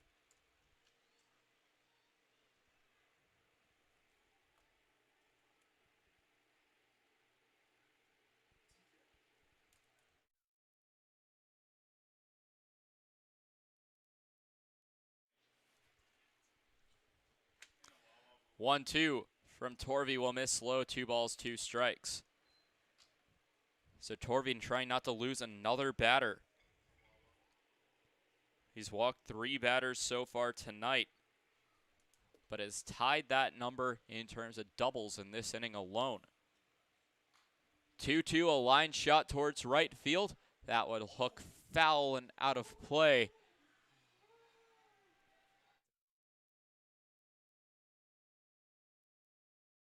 That one streams into the parking lot. Keeps the count at 2-2.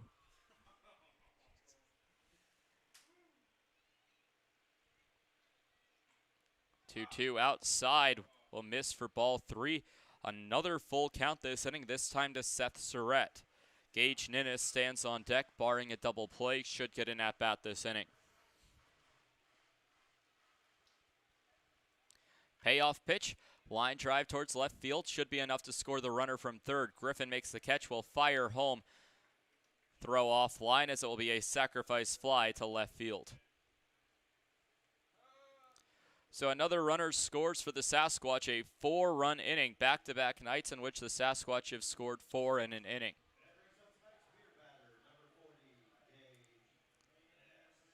Gage Ninnis will take the at-bat after the sac fly.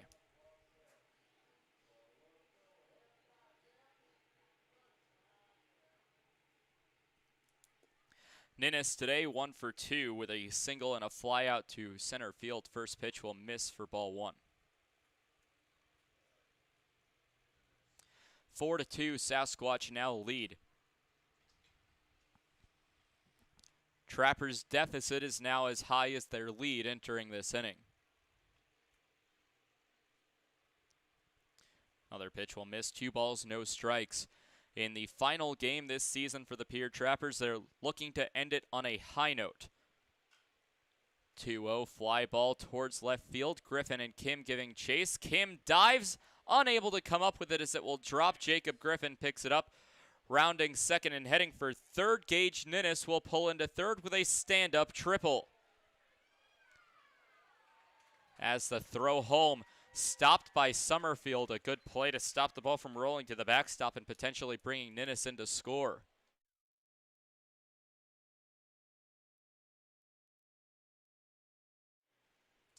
That was Richie Williams making the diving play, not Andrew Kim. So Ninnis triples as it will bring up Ryan Bachman.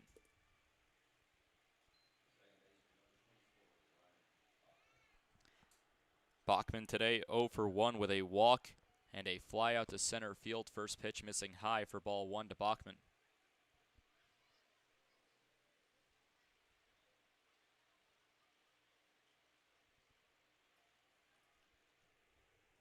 A big hitting inning for the Sasquatch as it will miss upstairs and inside for ball number 2. 4 base hits this inning for the Sasquatch. None of them have been a single bagger. 3 doubles and a triple. 2-0 called a strike will push the count to 2 balls, 1 strike, still in Bachman's favor. 2 away here in the top of the 5th, 4-2, Spearfish leading Pierre.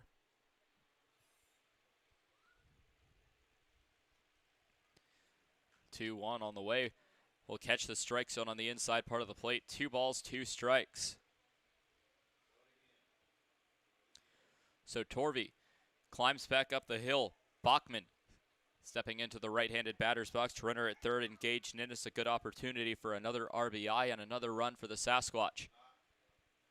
2-2 will miss inside, and I believe for the 3rd or 4th time this inning we'll have a full count from Mason Torvey to a Sasquatch batter.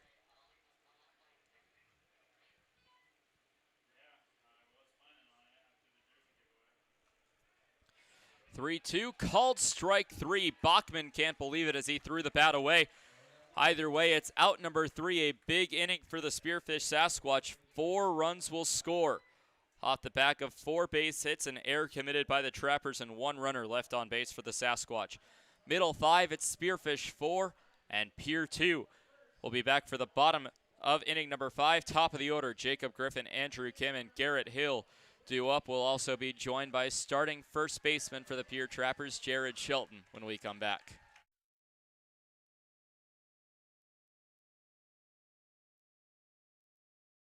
Join the Shell's loyalty program and never pay full price for gas again. Shell's loyalty members also get monthly specials for increased savings.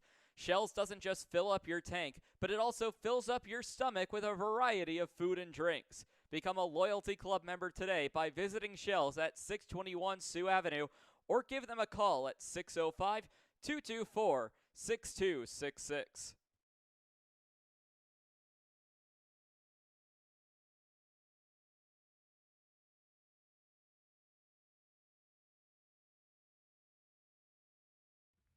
The Pierre Trappers are proud to partner with the Governor's Inn, the exclusive motel partner of the Pierre Trappers. Call 605-224-4200 for a special Trappers rate when you visit Pierre and Hyde Stadium. Whether you're coming for the best hunting, fishing, and outdoor recreation in the Midwest, just passing through, or coming out to the ballpark, the Governor's Inn is the place for you.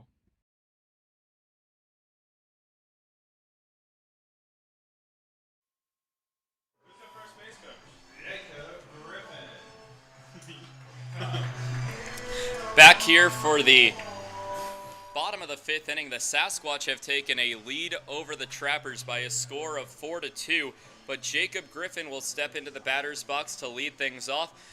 And we have the pleasure of being joined this inning by starting first baseman and pitcher for the Pierre Trappers and Jared Shelton. Jared, how'd you feel for your performance today in the last game of the year? Hey, no errors, got on base, did my job, I'm happy. As Jacob Griffin will take on Sawyer Rollin, will take the first pitch high for ball number 1. Jared, you've been one of the few people who's been here since day number 1. You're here until season's end. We talked about it a little bit in the post-game interview, but how weird has this season been with just a rotating door of players? It's crazy. I've only played summer ball one other time up in Missouri, and that season was a little bit shorter, so it seemed like a lot of the players stuck around for a lot longer, or for practically the whole year. So to be here and have what seems like 4 different teams throughout one summer is just crazy to me. Griffin faces a 1-2 count to lead off the bottom of the 5th. A few times that you've came out onto the mound, you know, you've had appearances where it just seems like guys can't touch you. How much of a confidence boost as a pitch taken low for ball number 2 is it when you're just controlling out there and controlling the game? It's crazy. Some nights I literally feel untouchable, and then some nights I feel like I can't get a pitch past anyone, and that's just baseball. Like last night, I know I struggled a little bit more than I have my past couple outings, but I know that I made good pitches, but they put better swings on it than the pitch. So pitch will run in, and that pitch beans Jacob Griffin as he'll take the free pass over to first base. So Griffin hit by the pitch. Now, Jared, I know a lot of people usually talk on the team about how it may be easy to sit up here and do my job. So would you like to do a batter of play-by-play? Oh, yeah. Let's do it. All right. I'll start you off with Andrew Kim coming to the plate. Ladies and gentlemen, we have number 5, Andrew Kim, from the left-handed side of the box. First pitch swung on, hit to Theo, the shortstop, out at second, and safe at first. All right, a decent play is 1 away. On that play, a fielder's choice hit into by Andrew Kim. Had a bit of a golf announcer vibe to that. Hey, this announcing thing isn't as easy as it looks, people.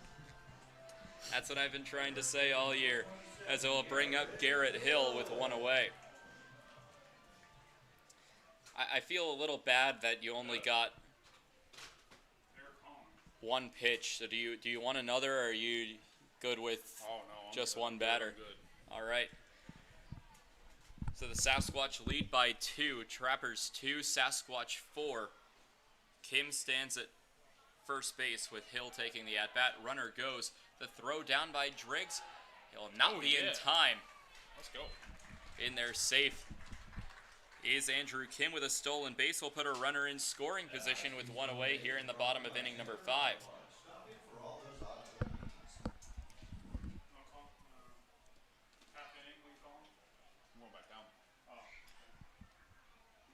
Taking over as the first base coach from where you were in the previous inning, Bryce Lopez. How was that experience coaching the Bags?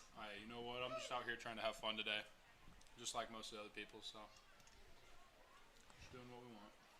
Check back over. Runner goes again. The throw down by Driggs to third base will not be in time. Stealing both second and now third is Andrew Kim. A runner 90 feet away from scoring to Garrett Hill with a 2-0 count on the Trappers' substitute first baseman who came in as a pinch runner for you after the fielder's choice back in the first. And I know you were saying between innings that you wanted to turn that into a hit. You seriously believe that? I mean, honestly, who's it gonna hurt here? They're going to the playoffs or not. Like, I think to help the batting average a little bit, you know what? Ground ball hit over to third. The throw home will have Andrew Kim caught in a pickle. Driggs chases Kim back. Kim turns around. The throw in. Turning around. Not out of the base paths. Andrew Kim stuck in a pickle, working it well as he'll be tagged out. The throw home. That one slightly skips away, but a good play by the Sasquatch. All but one fielder in the infield. As I believe, yes, the left and center fielders came in as well. That was a crazy play. So that will be a fielder's choice for Garrett Hill, advancing 2 bags on the throw. Kim out between the bases for 2 outs in the inning, as it will bring up Caden Cardoso. Have you ever been involved in a pickle remotely like that? I can't remember if you had an experience like that this season. No, not this season. JUCO, yeah. There was some crazy stuff happening. So Caden Cardoso will take the at-bat. First pitch will miss for Cardoso. Ball number 1, 1 ball, no strikes, with a runner standing at third base.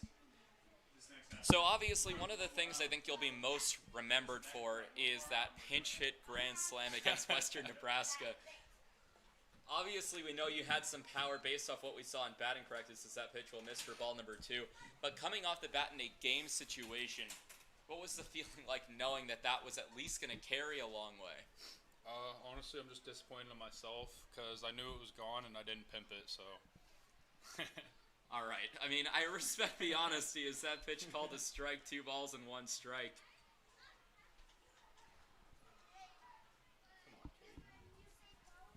It's Cardoso in the batter's box. Garrett Hill standing at third base, 2 away here in the bottom of the 5th. 2-1, swung on and missed as the count will go even to Cardoso, 2 balls and 2 strikes. But I think before the rundown, what was it like, although it might not have been that much of a serious role, but coaching the base paths? Oh, yeah. It was fun messing around. When they were changing pitchers, I was acting like I was running and I was going to steal on the kid, sliding back into first, just putting on a show for the teammates and the fans. Just out there having fun with it today. Full count will go to Caden Cardoso, 3 balls and 2 strikes.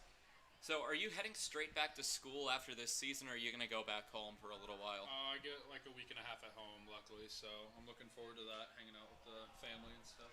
Oh yeah, shout out Mom and Dad. I know you're watching. 3-2 swung on and missed by Cardoso, so the Trappers go scoreless here in the bottom of the 5th as Cardoso strikes out. This inning for the Trappers, no runs on no hits, no errors. 1 runner left on base for the Trappers. We'll be back for the top of the 6th when it will be Driggs, Dorr, and Creeth due up for the Sasquatch.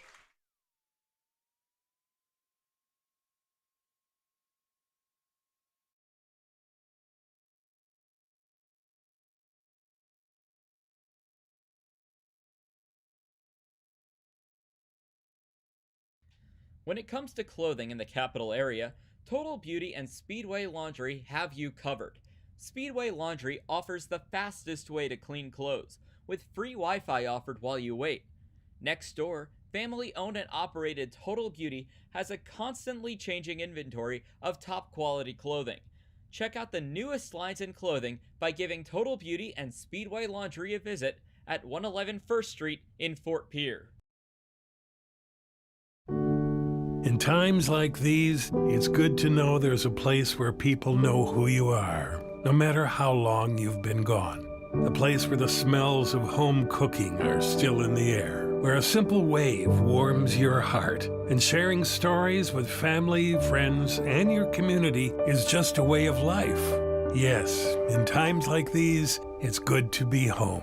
Farmers Union Insurance, protecting what's important in life.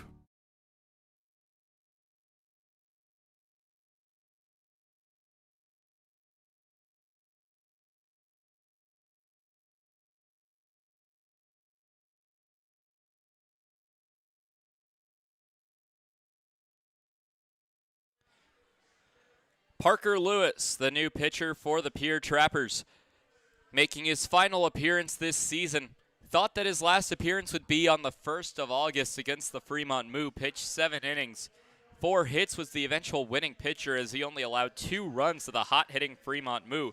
He'll take on Driggs, Dorr, and Creeth to lead off the inning. So we appreciate Jared Shelton, the starting first baseman for the Pierre Trappers, making his first start in the field. As leading things off is Hayden Driggs. Driggs 0 for 2 with a a ground into a double play and a pop out to the second baseman. First pitch will bounce in the dirt and skip away for ball number 1. Sasquatch 4, Trappers 2. Sasquatch trying to cement their lead. As we take a look on an update from Gehring, Nebraska. A blowout for the Fremont Moo in the bottom of the 4th. 7-0 Fremont, 8 hits to just 1 by the Pioneers. Second pitch from Parker Lewis will miss for ball 2. Lewis, the native of Longmont, Colorado, attends Central Methodist University. 2-0 on the way, will skip into the dirt for ball number 3. First 3 pitches from Lewis have all missed.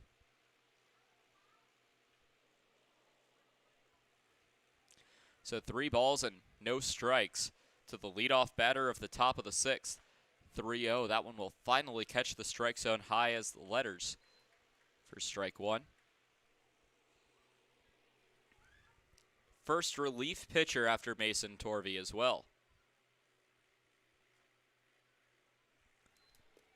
3-1 will be another strike as the count will run full on the first batter that Parker Lewis has to face. Told this story a couple times before this season, might as well tell it again in the Trappers' final game of this year, as Lewis will strike out the first batter he sees. Hayden Driggs will go down on strikes. First batter, first strikeout, as it will now bring up Michael Dorr.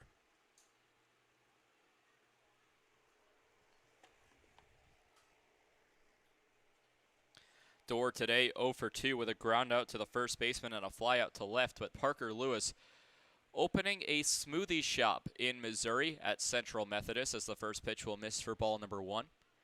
And the reason that he's Pierre at all is based off a few coincidences coming together to bring Parker to Pierre.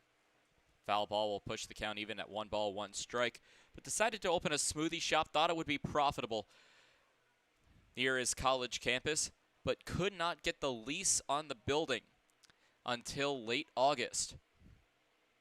Wanted to come and play summer ball as that pitch will miss for ball number 2, 2 balls and 1 strike.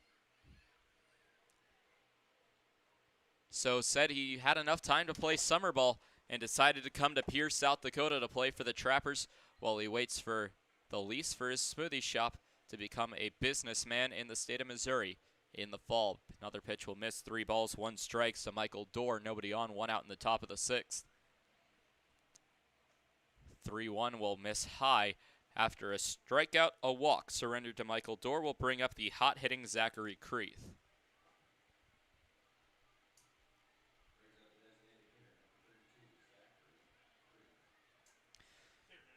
Creeth today 2 for 2.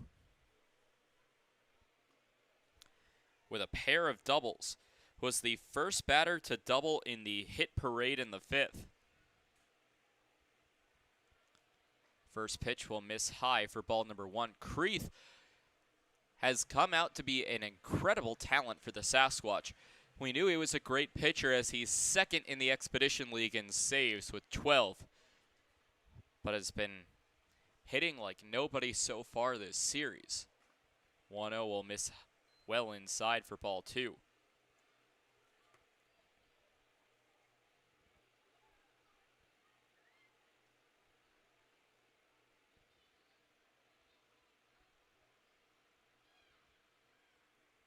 Two balls and no strikes with a runner at first. 2-0 fouled back for strike 1.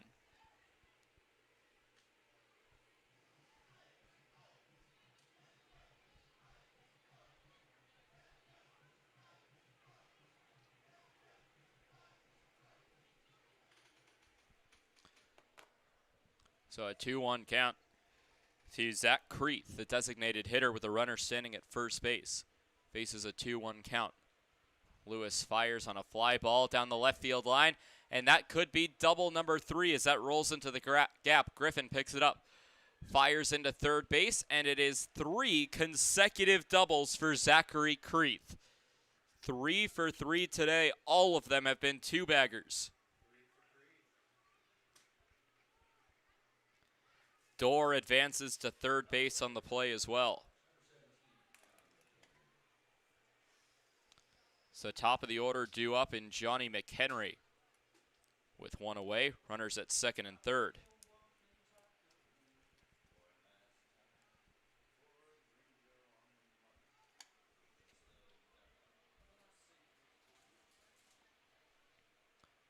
Lewis fires the first pitch to McHenry, will miss high for ball number 1. Now, while the Trappers would definitely like to end their season on a high note with a victory, the Sasquatch going to try to do their best to stay ahead of the Fremont Moo and spoil the Trappers' final game. Pitch will miss high and upstairs for ball number 2. 2 balls, no strikes, runners at second and third with 1 away. 4-2 Sasquatch lead after a 4-run 5th inning. Good chance for a couple of runs with 2 in scoring position. 2-0 count will miss on the outside part of the plate for ball number 3. 3 balls, no strikes.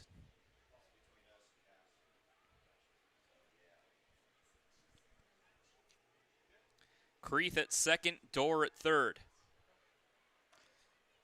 3-0 will catch the zone at the knees. 3 balls and a strike. Lewis trying to work himself back into the count against Johnny McHenry. Theo Hardy stands on deck for the Squatch. 3-1 on the way. Chopped over to the first base side. Picked up by the second baseman. Will take the lone play at first base as Kim will surrender an RBI, ground out to second base. Will drive home another run for the Sasquatch. It's now 5-2. So the 4-3 ground out by Johnny McHenry will score a run as Dorr comes in and Creeth advances to third base. Theo Hardy takes the at-bat with 2 away.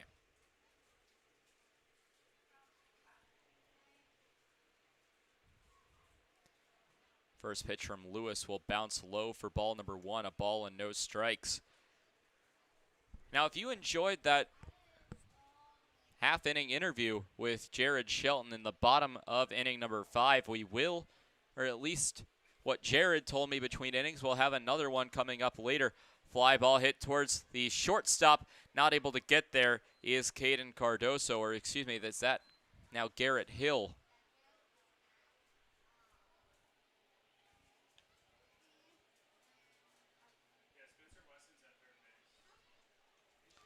So Cardoso looks like he has come out of the ball game as a defensive substitution with Spencer Weston now at third base. As it will be Charles McAdoo. Another run comes in off the base hit by Theo Hardy. McAdoo will take the first pitch high for ball 1.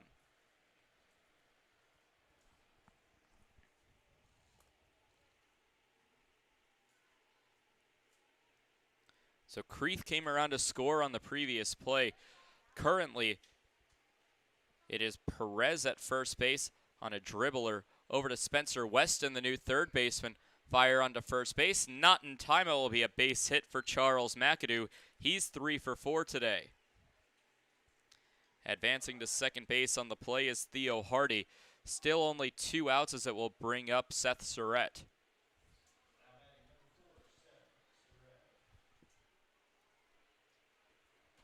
So Surratt steps into the batter's box with 2 aboard.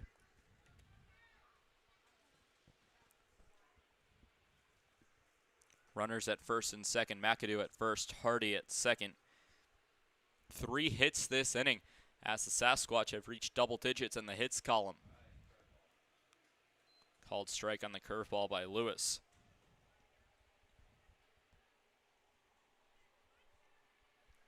Trappers had their best chance for victory last night when they forced extra innings with the Sasquatch. Fortunately, 4 runs scored in the top of the 10th. 0-1 will bounce low and kick away off the wild pitch. Both runners advance and will put on the brakes as Summerfield backs him up.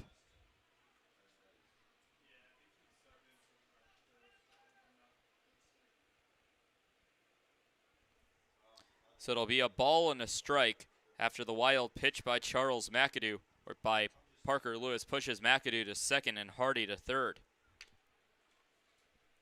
1-1 count to Seth Surratt with 2 runners in scoring position, 2 away. The 1-1. Check swing, foul ball, hitting off the barrel of the bat and rolling backwards for strike 2.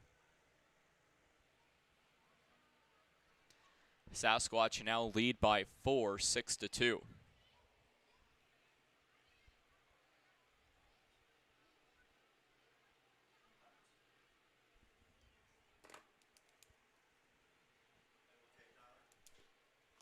One-two popped up behind the plate. Summerfield coming after it will reach up and make the catch for the out. So Summerfield will record the final out on the pop out to the catcher. Score, both of them will be earned off a total of 3 hits, no errors, 2 runners left on base for the Sasquatch. They score 2 in the top half of the 6th. We'll be back for the bottom of the 6th when it will be Colin Adams, Brock Reinhardt, and Brendan Perez due up.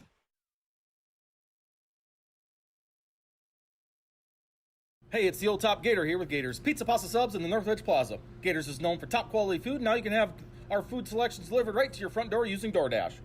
That's right, now you have 4 ways that you can get great Gators food: dine in, carry out, curbside pickup, and now delivery through DoorDash. Gators has been serving the Pierre area and now Trappers baseball fans since 1987. Gators Pizza Pasta Subs in the Northridge Plaza.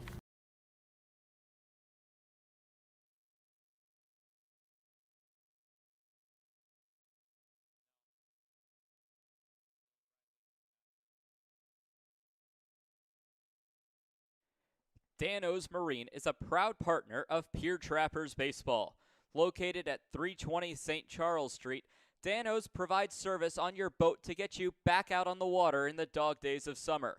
Give them a call at 605-224-6612. That's Dano's Marine at 605-224-6612. Any water, any problem, Dano's Marine.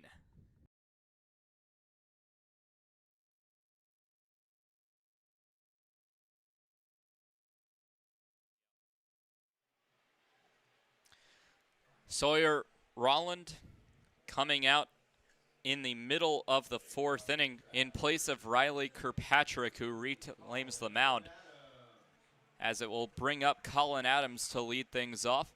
Here in the bottom of the 6th, the designated hitter today is 0 for 2 with a fly out to center and a strikeout.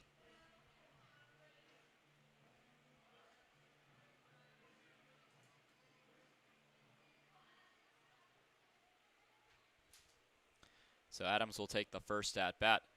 Kirkpatrick winds up and deals on a big swing and a miss for strike number 1.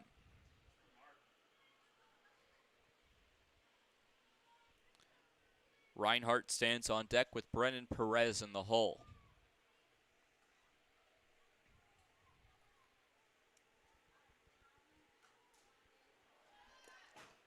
Foul ball heading back for strike number 2.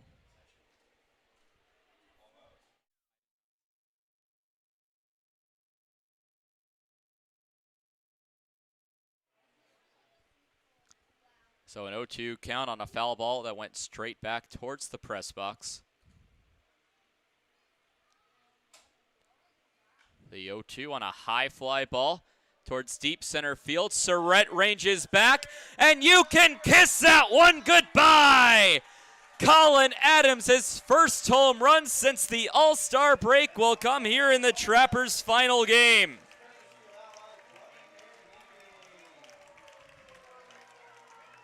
Adams comes in off a solo home run to lead off the 6th inning, as he'll come in and greet his teammates in the dugout. High fives from everyone as the Trappers have cut their deficit to 3 runs with a solo shot by Colin Adams, as it will bring up Brock Reinhardt. A shot to dead center field will make it 6-3 as a pitch will miss outside.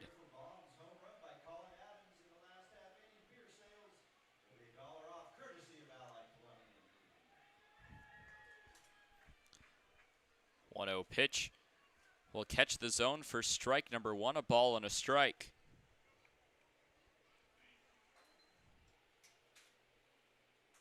So Adams providing a shot of momentum with a solo home run, his 8th of the season. He extends his team lead.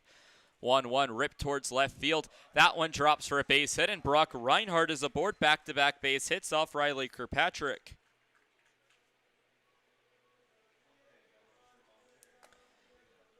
Brendan Perez will be the next to grab a bat. And the Trappers hoping that the hit parade can turn into a 3-man hit show, not just 1 or 2. Adams the home run, Reinhardt the single. Reinhardt stands at first with Perez taking the at-bat with nobody out.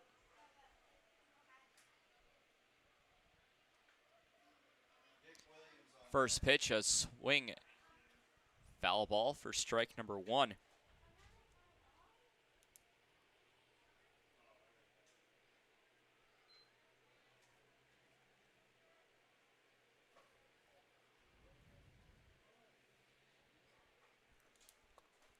There's an 0-1 count. Swung on and hit towards right field. Dorr has a play on it. Will reach up and make the catch for the first out of the inning. Nothing doing from the runner at first, and Brock Reinhardt as the first out is recorded.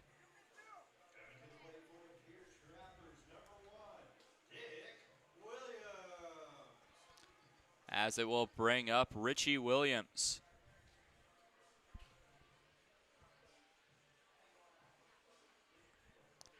Williams out of the University of Maine, making his first at-bat, and no batter in the 8-hole has hit twice. It started with Jacob Newman, Jackson Meyer, and now Richie Williams as that first pitch will miss for ball number 1. So the Trappers keeping the Sasquatch guessing in that 8-hole. I assumed there would be no other substitutions. 1-0 bounces in the dirt for ball 2.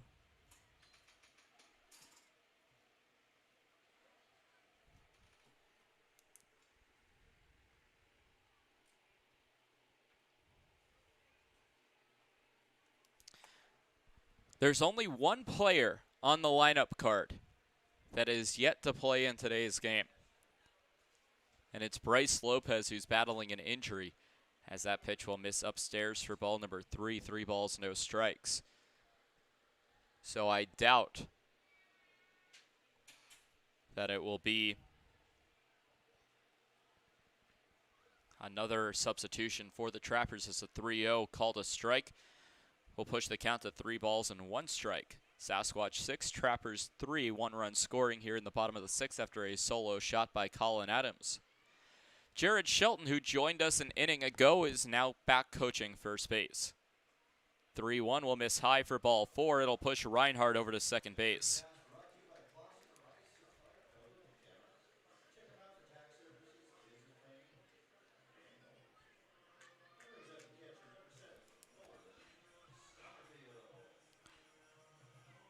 It'll bring up Nolan Summerfield. Summerfield today 1 for 2 with a single in the 2nd. And a line out to the shortstop in Theo Hardy, his last at bat. First pitch shows bunt, tries to lay it down. throw back to first is faked by Driggs, as that one will, believe, be a ball as Summerfield pulled back.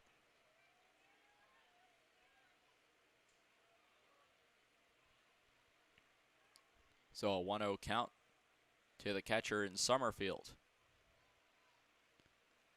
1-0 on the way, swung on and missed, will even it up.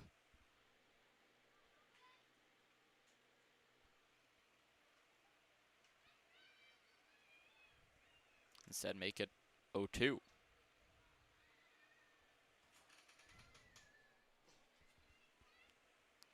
No balls, 2 strikes, runners at first and second base. Time called as Kirkpatrick was getting ready to deal. An update in Fremont.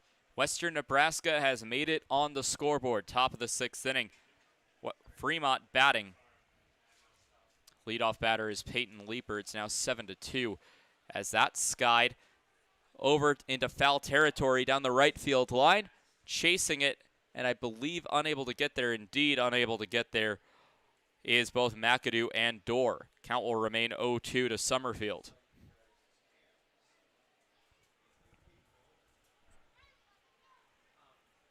Summerfield, a bullpen catcher at the University of Minnesota, did not plan on playing today, or this season, I should say.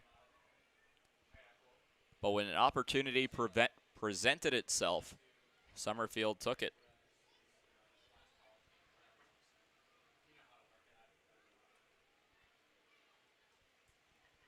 Oh, 2, look back over to second base. 0-2 will miss outside for ball number 1. Summerfield nodding his head no. 1 ball, 2 strikes. Summerfield, a very analytical mind. The statistician for the Trappers just thinks, breathes, sleeps, eats baseball. He's got a couple base hits today, or this season, I should say. 1-2 fouled off the foot.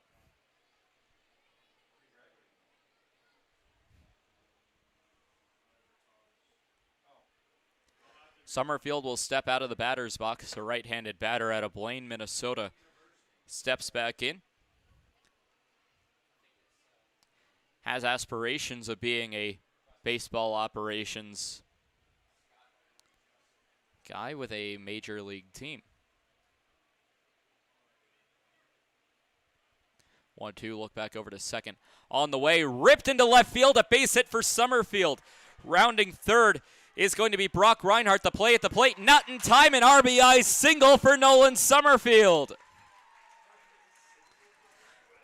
And there have been a couple base hits for Summerfield that have been borderline hits or errors, and he can finally feel good about that one. A certified base hit. Summerfield 2 for 3 today.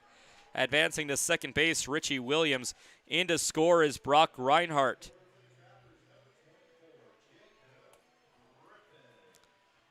Still only 1 away as Jacob Griffin steps into the batter's box.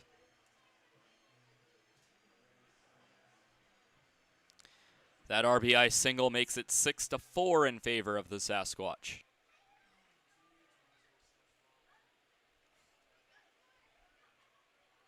Two-run inning here.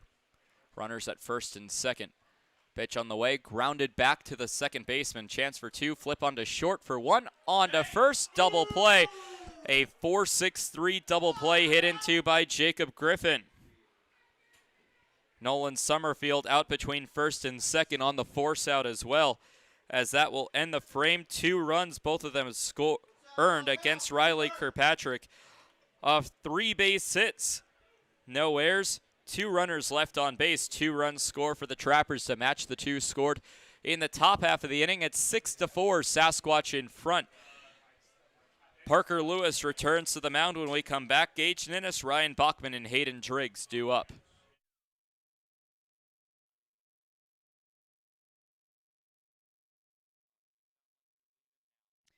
Wow, Shell's Quick Stop is the place to go for a variety of food, drinks, fishing tackle, and more. Hungry? Come on down for breakfast pizza, burritos, biscuits and gravy, soup, salad, and wraps. Thirsty? Try their hot and cold espresso drinks, lattes, frappuccinos, and milkshakes from the drive-up window. Heading down to the water? Stop by to pick up minnows, crawlers, and leeches to secure the big bites. All of it's down at Shells at 621 West Sioux Avenue. The Governor's Inn is the exclusive motel partner of the Pierre Trappers. Check out the special Trappers rate for your visit to Pierre and Hyde Stadium this summer. Call 605-224-4200 directly to get the Trappers rate. With free wireless internet, a deluxe breakfast, and an indoor pool and hot tub, there's no reason not to stop at the Governor's Inn.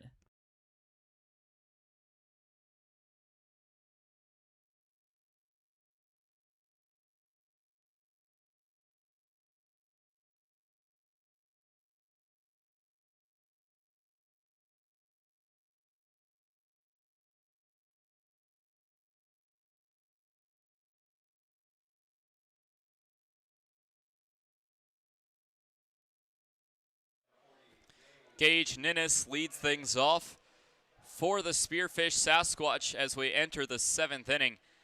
Ninnis has been swinging a hot bat recently. He's 2 for 3 today, including a triple. First pitch will miss upstairs for ball number 1.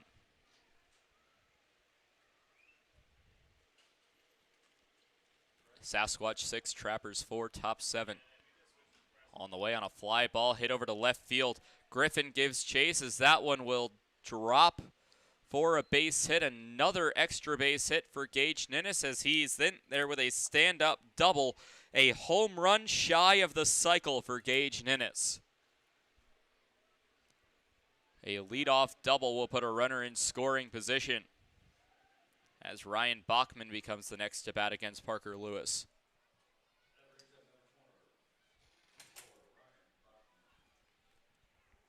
Bachman today 0 for 1 with a walk and a fly out to center field.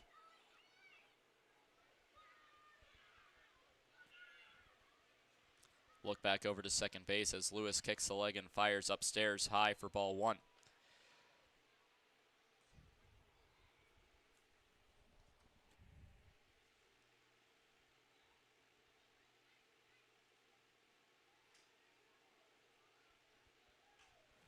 Ground ball hit over to the third baseman, picked up by Weston. Weston will fire onto first base for 1.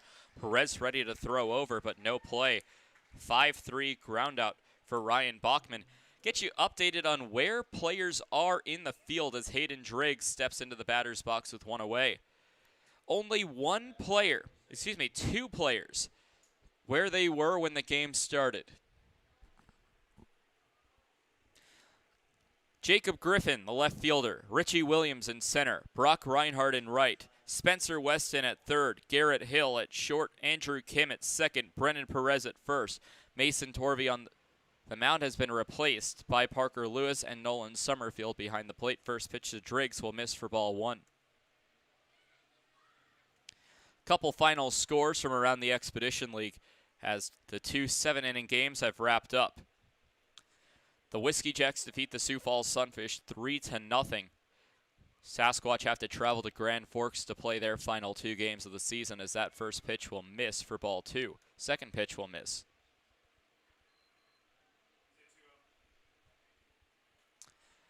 And from Corbett Field in Minot, Sabre Dogs defeat the Horseheads 2-0 in their final home game of the season. 2-0, look back to second. On the way, swung on and missed for strike number 1.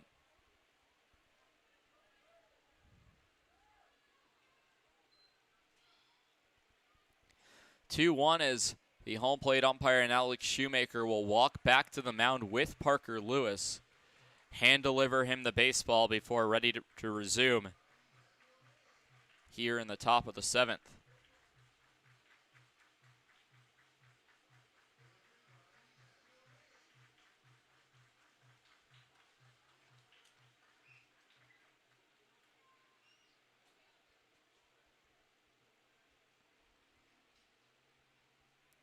So a 2-1 count, top of the 7th, 1 away runner at second base, and Gage Ninnis after a leadoff double. Look back over to second base by Parker Lewis before firing. A breaking ball will miss high. 3 balls, 1 strike. A hitter's count will go to Hayden Driggs.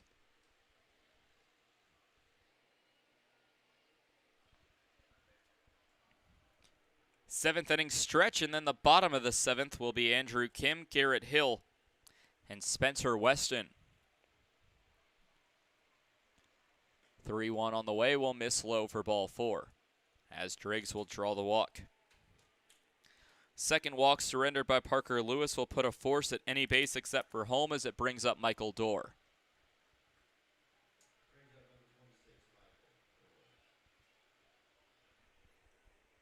Dorr today 0 for 2. That makes him 1 for 12 on the season, as his only at-bats this year have come this 4-game set against the Trappers. Look back over to second base. Lewis toes rubber, looks in. Looks towards Dorr. Lewis taking a while on the mound as he looks back over to second. Finally fires the first pitch to Dorr, which will miss low for ball 1. Lewis upset with the call, hopping up and down.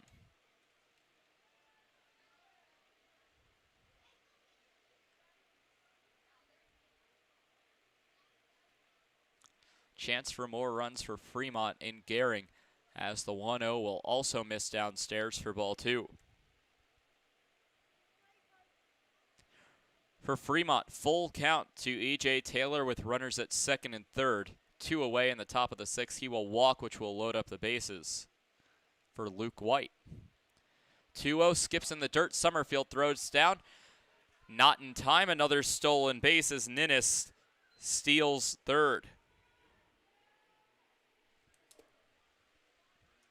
Another pitch misses, so at 3 balls, no strikes, a chance to load up the bases for Zachary Creeth, who's 3 for 3 with 3 doubles.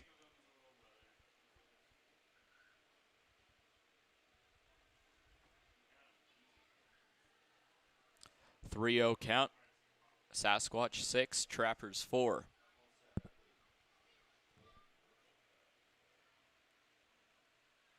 Time called as not exactly sure what's happening right now, as the runner at third base, Gage Ninnis, is holding his neck. May have injured himself as he's walking towards home, as the athletic trainer will come out to talk to Gage Ninnis. Holding his neck in pain, may have injured it on the slide into third.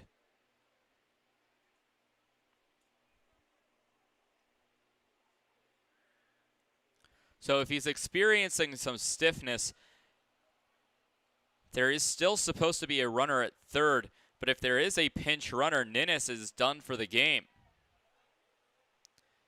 So I don't know if time will be called just to check him out, if they're going to force a pinch runner, as Ninnis will come over to be checked on. Both coaches for the Sasquatch making sure that he's okay. So I think they're going to try to leave Gage Ninnis in the ballgame. Haven't seen anything like this where an active player has come into the crowd. Might have been a bug bite as some of the flies have come over. As being told that there's blood on Ninnis' arm. So it's not with the neck, but instead with the arm being bandaged up. The umpires will wait patiently, as so will the fielders, as Ninnis gets bandaged up. Not often we have our camera focused on the crowd, but here we are. Ninnis now just scanning the crowd. Doesn't get an opportunity to just stop and look around, as he's now talking with a few members of the crowd, taking full advantage of this. Trappers getting an up close. Trappers fans getting an up close and personal look with the opposition.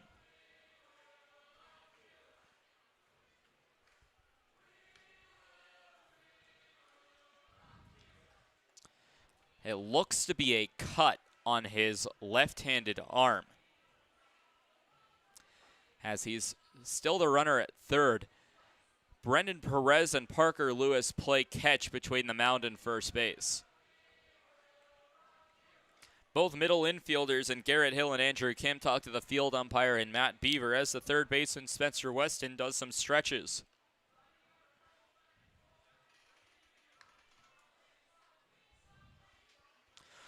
When we come back, it's still a 3-0 count to Michael Dorr with runners at the corners and one away.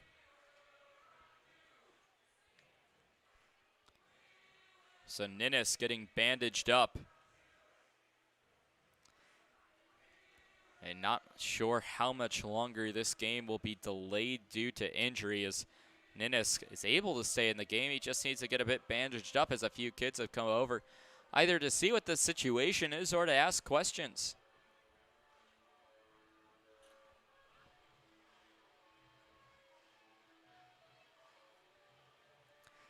Interaction, and this is what summer ball's about, the interaction between players and fans that blurs the line. So Ninnis will run back out to third base after he's been bandaged up on his left arm, which was bleeding. We'll get his batting helmet back from the third base coach and Jared Molna, and it looks like we're ready to play ball once more. Michael Dorr steps into the batter's box with a 3-0 count. 3-0 deal from Lewis down the center of the plate for strike number one, so it seems like a bit of a break has helped Parker Lewis. Still only one away with runners at the corners. 3-1, chopped foul will even, or put the count full, 3 balls, 2 strikes.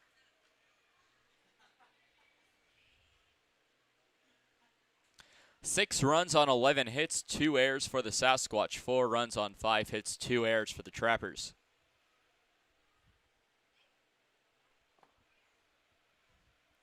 Payoff pitch on the way from Lewis will miss low for ball 4. So after working himself back in the count, it doesn't matter. It will still be a walk. Second consecutive walk surrendered. Will push Driggs to second base, bringing up the dangerous hitting Zach Creeth.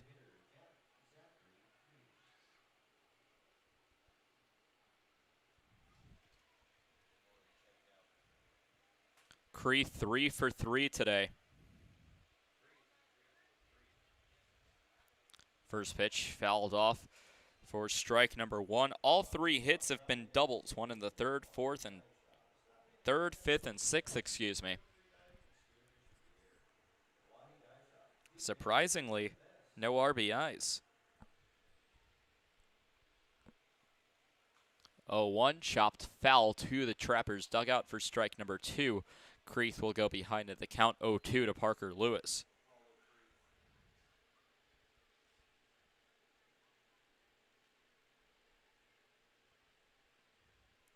So Creeth facing the 0-2. Johnny McHenry stands on deck. Bases loaded with one away. As that skips away, coming in to score will be Ninnis. Every runner advances a base off the wild pitch. Another run comes in to score, so Ninnis in to score. Driggs over to third, and Michael Dorr will pull into second base.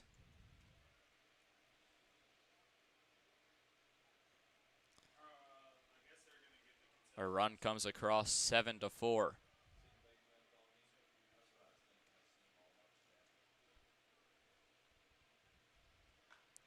1-2, drilled over to the second baseman. The throw home. Tag play is in time, so a great play. Andrew Kim comes home to Nolan Summerfield to record the out.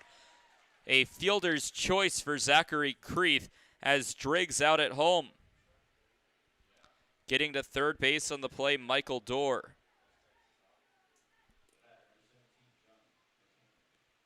Top of the order, and Johnny McHenry up to bat with 2 away. Runners remain at the corners.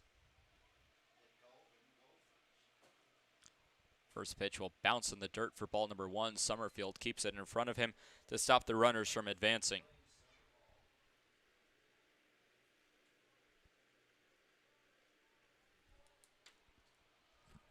So a ball and no strikes. Runners at the corners.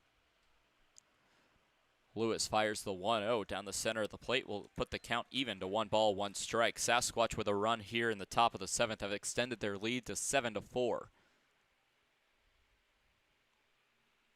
They've scored now in 3 consecutive innings. 1-1 swung on and missed for strike number 2. 4 runs in the 5th, 2 runs in the 6th, now 1 here in the 7th.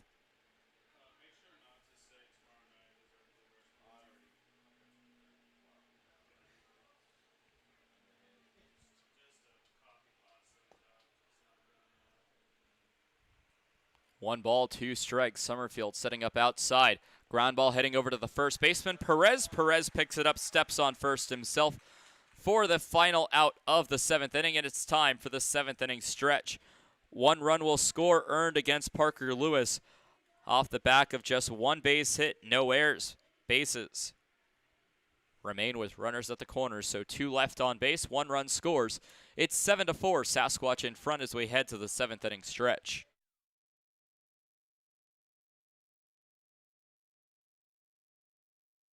You don't need an illness to need a doctor. You don't need to feel sick to feel better. You don't need to be unwell to get well. What you do need is a primary care provider at Sanford Health. Better healthcare starts with regular wellness visits and a familiar face who knows you, your concerns, and your goals. We're here before you need us. We're here when you need us. We're here after you need us. We're here for you. Find your primary care provider at sanfordhealth.org today.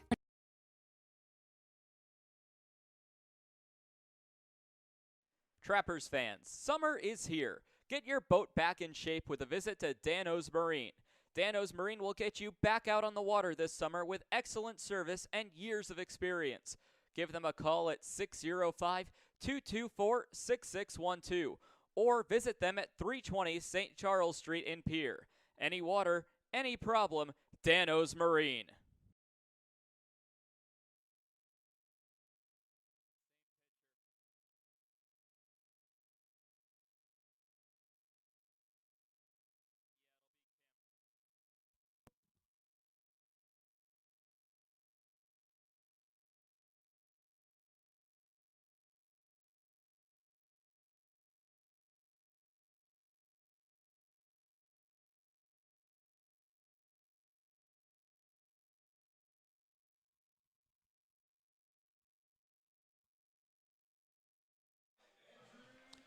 Andrew Kim leads things off here in the bottom of the 7th. Riley Kirkpatrick still the pitcher for the Sasquatch.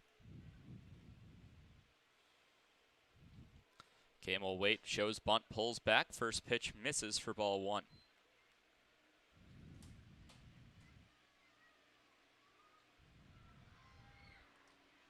It's a helicopter passes over top of Hyde Stadium. I don't think we've ever seen that before.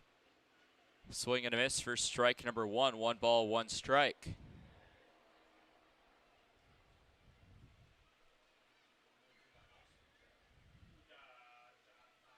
So a 1-1 count to Andrew Kim with Hill and Weston now due up. Another pitch will miss upstairs for ball 2.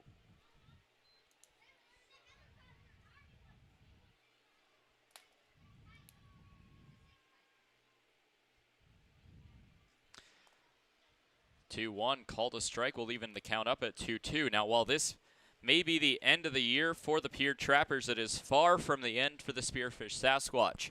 They travel to Grand Forks to take on the Wheat City Whiskey Jacks on August 6th and 7th. Has a fly ball hit towards center field. Surratt underneath it, but it will drop it. It's lost in the lights. Kim will pull into second base with a double. It's the second time this series the Spearfish Sasquatch have lost a ball in the lights. So Kim will double as it brings up Garrett Hill.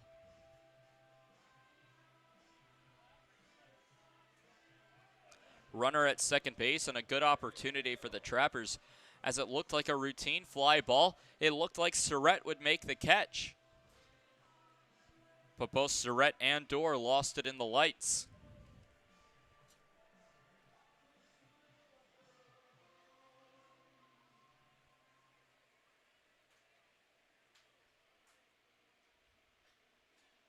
Hill waits on the first pitch from Kirkpatrick. Wind up and deal on a pitch that will miss downstairs for ball number 1. Runner at second base in scoring position. Trappers trail by 3.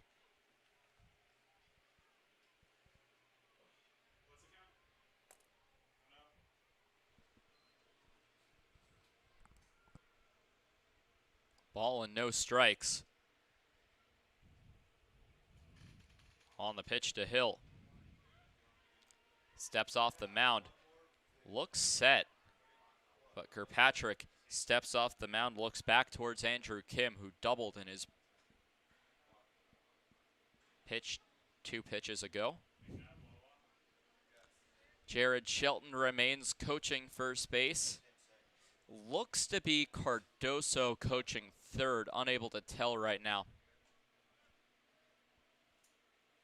1-0 will also miss. Appeal down, says no swing, so it'll be ball number 2. 2 balls, no strikes.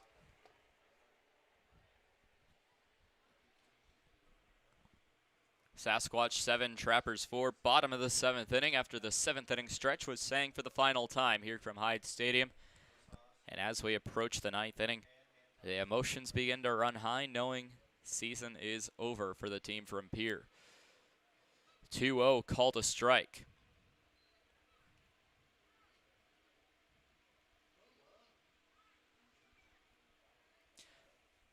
Pushes the count to 2-1 to Garrett Hill. Spencer Weston standing on deck, due for his first at-bat of the ballgame.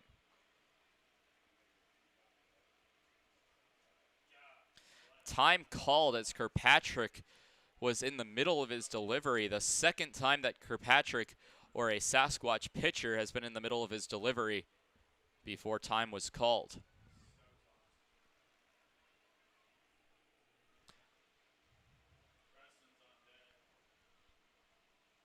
Two-one on the way, and a line drive hit over to left field. That will drop for a base hit. Kim hits third, gets the green light from Caden Cardoso. The throw to the plate, not in time, pulling into second base. On the throw is Garrett Hill. Hill advances to second on the throw. Kim comes home to score from scoring position. Another run comes across as it will bring up Spencer Weston. Trappers score another as it's now 7-5.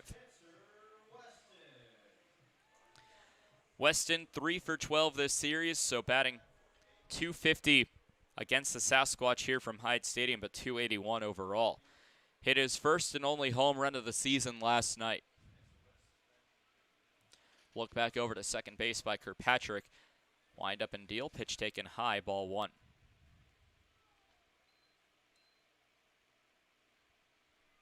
An update from Gehring. The only other game going on besides this one is the drama starting to fill up.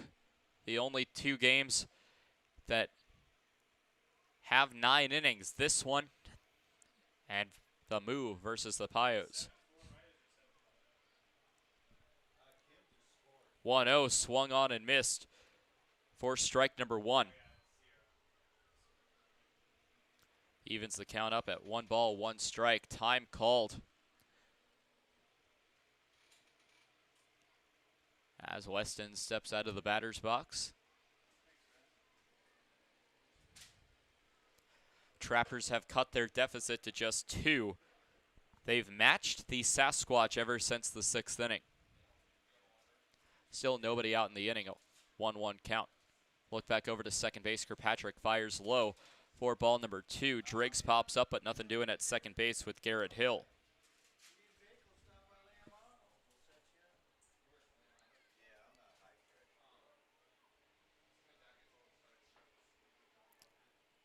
Two balls, 1 strike in the bottom of the 7th inning.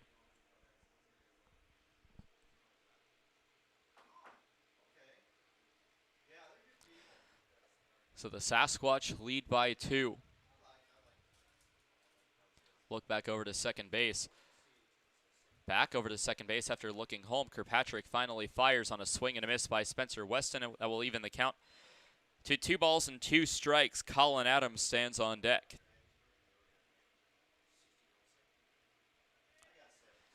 Trappers trying to add some drama in their final game of the year. And fortunate to get to end their season at home, even though they are not going to make the playoffs this season.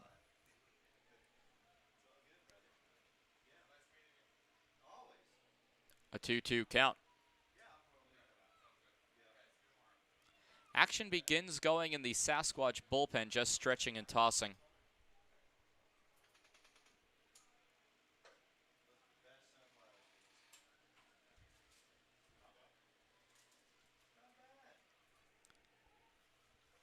Weston sets and gets ready, so does Kirkpatrick. Kirkpatrick kicks and fires on the 2-2, well inside. Driggs drops the ball, nothing doing over by Garrett Hill as the count will run full, 3 balls and 2 strikes. Time called as Hayden Driggs comes out to the mound to talk to his pitcher in Riley Kirkpatrick.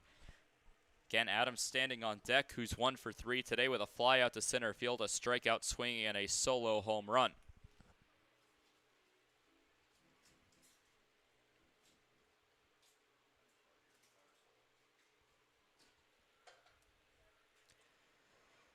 Payoff pitch on the way from Kirkpatrick to Weston with a runner in scoring position at second base. Nobody out in a full count.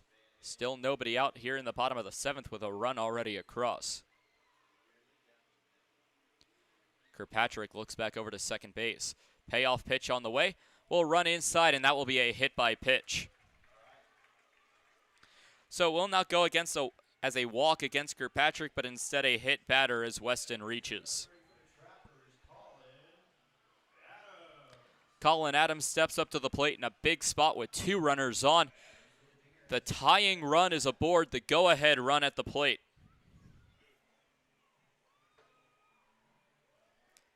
Adams, the Pennsylvania native, attending LIU.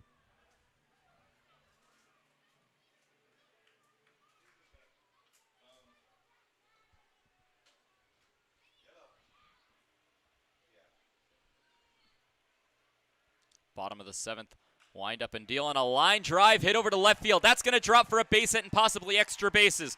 Coming home is Garrett Hill. Pulling into third is Spencer Weston. The throw to second base is not in time. Safe at second base is Colin Adams. A home run and a double in back-to-back innings. Garrett Hill comes around to score.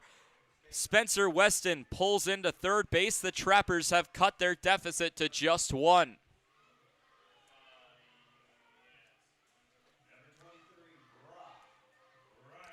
And now a Let's Go Trappers chant breaking out here at Hyde Stadium from the children of Pierre. First pitch to Reinhardt, missing upstairs for ball number 1. Trappers trail by just 1 now. Colin Adams with a big RBI double. Reinhardt trying to send at least something into the outfield that could be used as a sacrifice fly to tie the ball game. 1-0 swung on and missed for strike number 1, evens the count at 1 ball and 1 strike.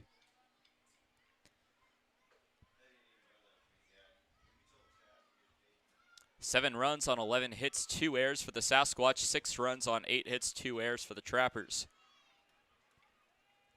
1-1 count as Kirkpatrick sets and fires on the outside part of the plate. Pickoff attempt back to third base. Will not be in time.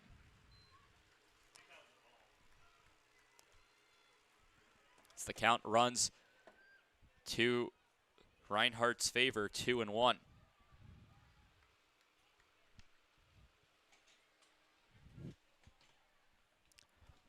Kirkpatrick trying to get out of a big jam. Action going in the Sasquatch bullpen. 2-1 dribbler over to the third base side, hooking foul. As that will even the count to 2 balls and 2 strikes. Jared Shelton, the first base coach, trying to get the Trappers' dugout pumped up. They aren't having it.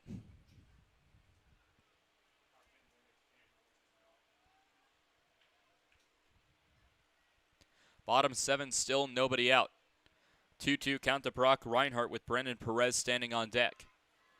2-2 on a fly ball to shallow left field. Tough play, but Theo Hardy will reach up and make the catch for the first out of the inning on the pop out to the shortstop.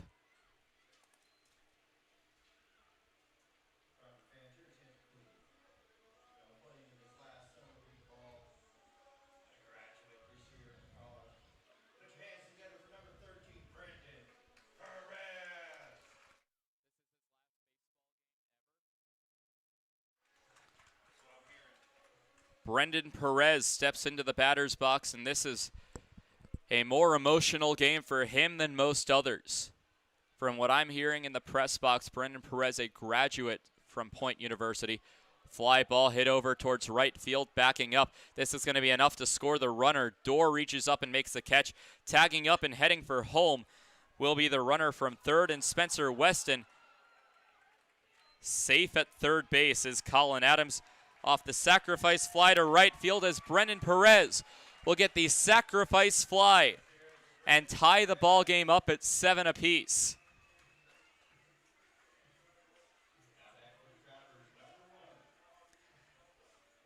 As it will bring up Richie Williams. So another run comes in to score, but Brendan Perez, from what I'm hearing, as a graduate from Point University, playing his final baseball game at the collegiate level. First pitch taken high for ball 1. So while the emotions might be running high for some of the guys at the end of the game, none will compare to Brendan Perez. Ball and no strikes, bottom of the 7th. Runner at third base, and Colin Adams after tagging up. Fly ball down the right field line. That one will drop for a fair ball. In to score is Colin Adams. Williams hits second base and heads for third, looking for a triple. The throw in will be cut off. A stand-up RBI triple for Richie Williams, and the Trappers, a 4-run inning of their own. They've taken the lead 8-7. It looked like it was hooking foul, but stays fair for Richie Williams. Will get a standing ovation. The hit parade keeps on coming as it will bring up Nolan Summerfield. Has been swinging a hot bat today. He's 2 for 3. And a chance for more with the Williams RBI triple.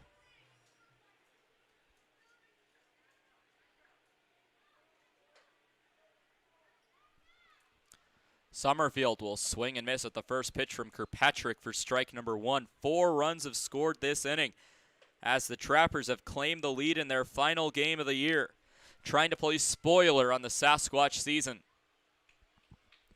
Fremont will be happy to see the score update. 0-1 swung on and missed by Summerfield for strike number 2. Will need to shorten up his swing with 2 strikes.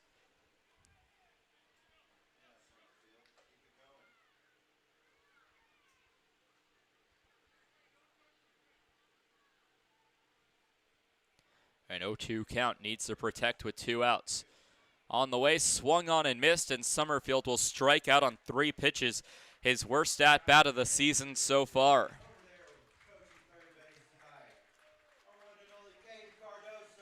So Summerfield will strike out. It's the second strikeout for Kirkpatrick on the day. 4 runs come in to score. All 4 of them will be earned off the back of 4 base hits. A single, a double, and a triple all concluded.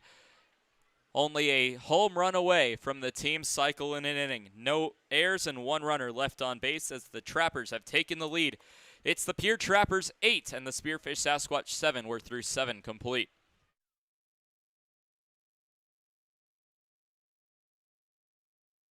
Join the Shell's loyalty program and never pay full price for gas again.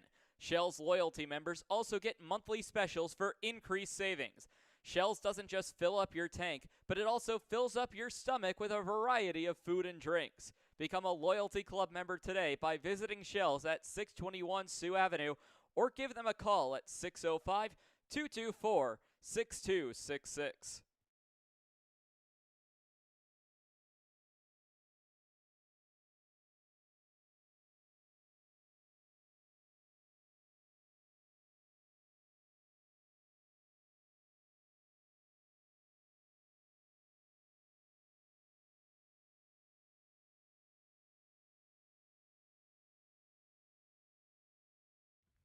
The Pierre Trappers are proud to partner with the Governor's Inn, the exclusive motel partner of the Pierre Trappers. Call 605-224-4200 for a special Trappers rate when you visit Pierre and Hyde Stadium. Whether you're coming for the best hunting, fishing, and outdoor recreation in the Midwest, just passing through, or coming out to the ballpark, the Governor's Inn is the place for you.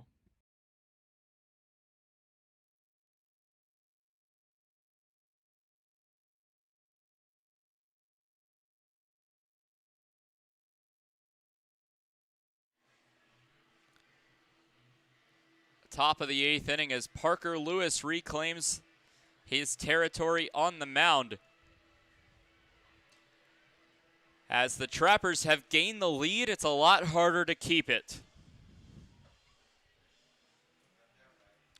Theo Hardy, Charles McAdoo, and Seth Surrett due up.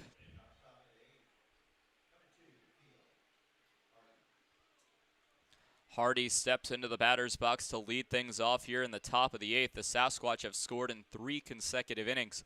If they do it again, they'll at least tie the ball game. First pitch will miss for ball 1.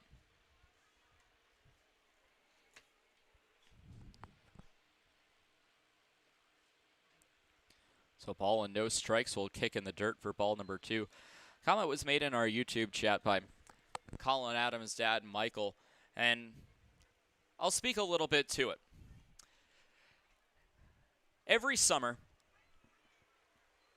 hundreds of host families from across the country open up their doors to complete strangers as a pitch taken high for ball number 3. It's nerve-wracking as much for them as it is for the kids going to live with them. As that pitch will be called strike, 3 balls, 1 strike. They don't know you, you don't know them. And needless to say, for not just the members of the Pierre Trappers, but of the Spearfish Sasquatch, for every team in the Expedition League, as that one's called a strike for 3 balls and 2 strikes. None of this would be possible without those brave enough to open their doors to complete strangers. As a strike, throw down to first base, as instead it will be called a ball for ball number 4. Bit of a confusing call there, but instead it will be a leadoff walk for Theo Hardy, bringing up Charles McAdoo.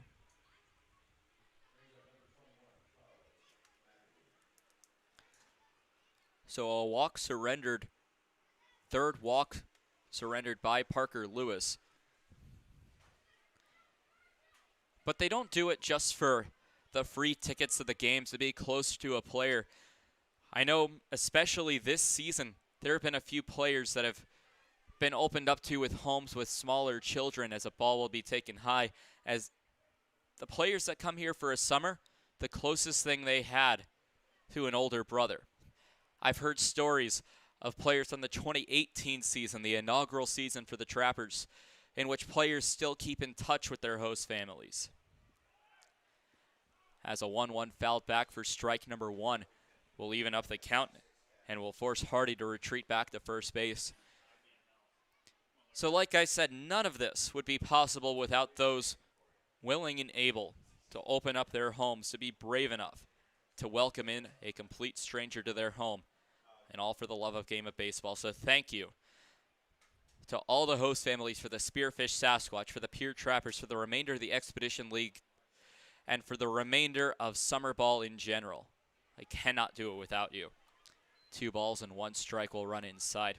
It's not just the players and the interns, but also the coaches need a place to stay. Trappers coaches are from Sacramento, California, and Arkansas. They need a place to stay as well. They need host families too. So thank you to families of interns, players, and coaches. 2-1 taken high for ball 3.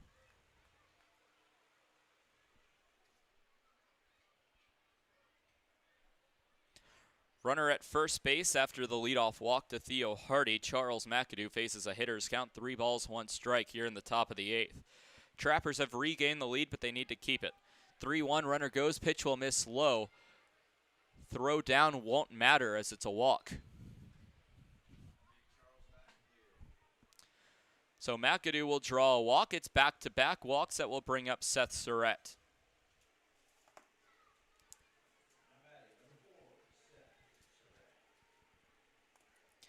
Surrett today is 0 for 3, reached on an error, grounded out to second base, hit a sacrifice fly to left, and fouled out to the catcher in Summerfield. As Monterio May comes out to talk to Parker Lewis, there was no action in the Trappers' bullpen, and the only player remaining on the Trappers' bench is the injured Bryce Lopez. So it would have to be somebody from the field that can come in.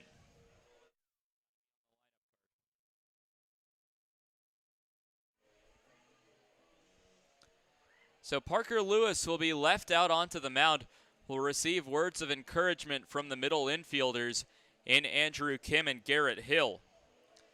Lewis to take on Seth Surratt.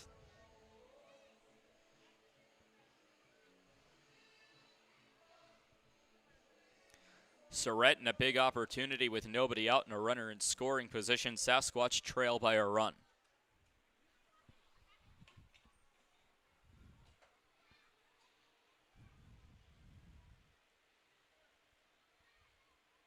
Lewis takes a deep breath, shows bunt, pulls back on a pitch that goes high for ball one.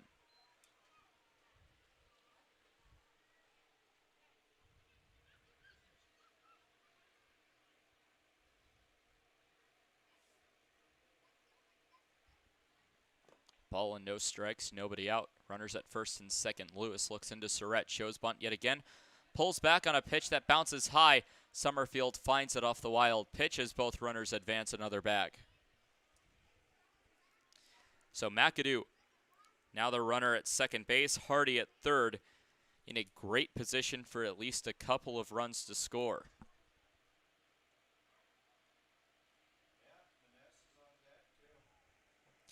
Surratt, although 0 for 3, has shown incredible batting skill this series.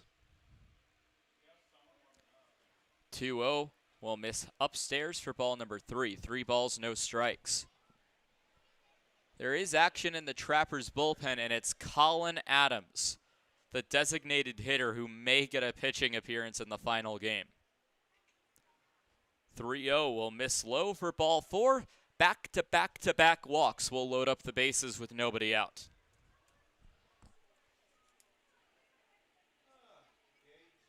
As it will bring up Gage Ninnis.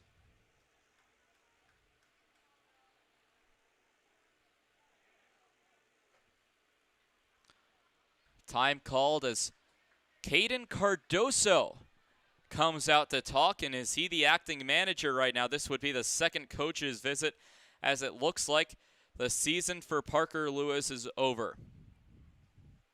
So he'll be pulled from the ball game. A call to the bullpen. Parker Lewis will give hugs on the mound. An emotional moment for him as his season as a Trapper is officially over. Brendan Perez will come in from first base to play on the mound as Lewis will walk back to the dugout and receive a standing ovation from the crowd as he walks back to the dugout. Probably a little disappointed in his performance in this last inning. However, a great season overall for Parker Lewis as he heads back to the dugout. An emotional moment for all on the Trappers' final game of the season. Brendan Perez warms up on the mound. We'll take a short break letting him warm up, and we'll be right back here on the Trappers YouTube and Mixler live streams.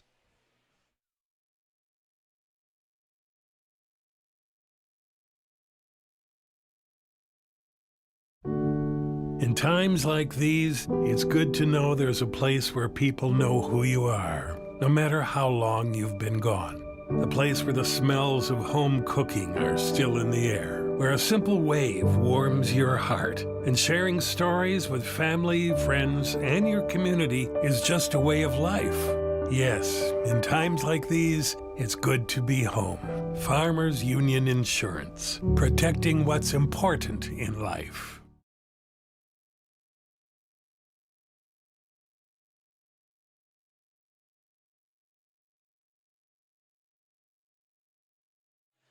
Brendan Perez at a Point University in his final baseball game at the collegiate level will get a relief appearance, his 13th appearance of the season, as he warms up and will inherit a very tough spot. Bases loaded with nobody out.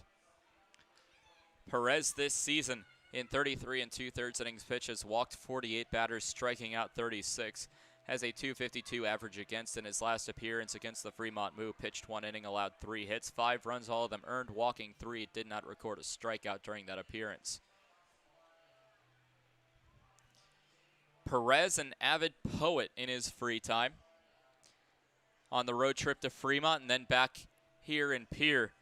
We got to see some of his poetry that he shared with his girlfriend Tiffany back home in Georgia.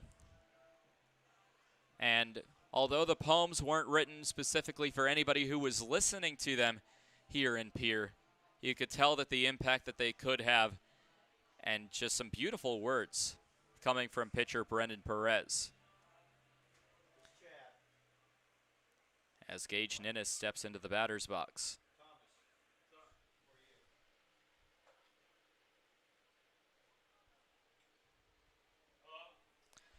Ninnis steps into the batter's box. A good day for him so far. A home run away from the cycle.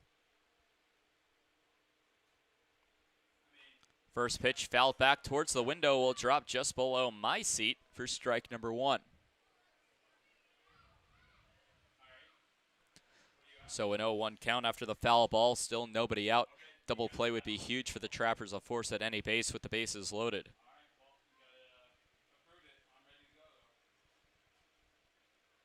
0-1 pitch, well inside, but called a strike. Just catching a piece of the plate as Perez's first 2 pitches have both been strikes to Gage Ninnis.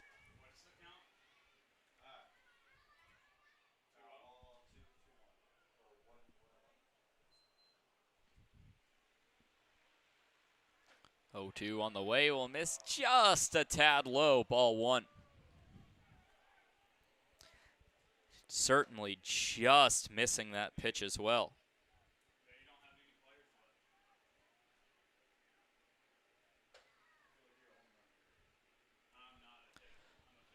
Ball and 2 strikes. Perez fires, swung on and missed. Ninnis frustrated with himself as it will be out number 1 of the inning. Ninnis strikes out swinging. And on Perez's first batter, we'll get him swinging as Bachman 0 for 2 today with fly out to center field and a ground out to the third base and make it 0 for 3 as he also struck out looking back in the 5th.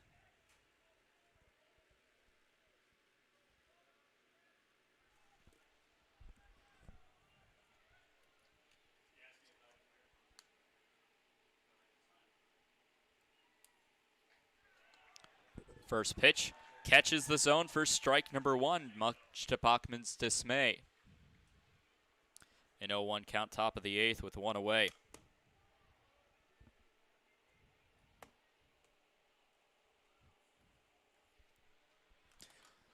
Perez inherited a bases loaded situation, is now just 2 outs and a double play away from getting out. 0-1 missing just low for ball number 1. Perez has been dealing so far.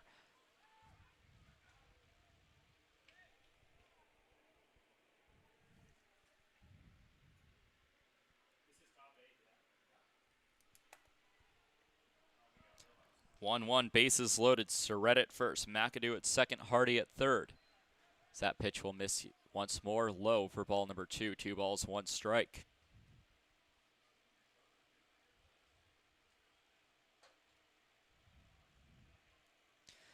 For the Sasquatch fans, an update from Gehring, Nebraska. Bottom of the 7th inning, Fremont 9, Western Nebraska 4. 2-1, missing low yet again. 3 balls, 1 strike, a ball away from a walk that would tie this ball game up at 8. Perez needs to focus in with the bases loaded, no room in the inn.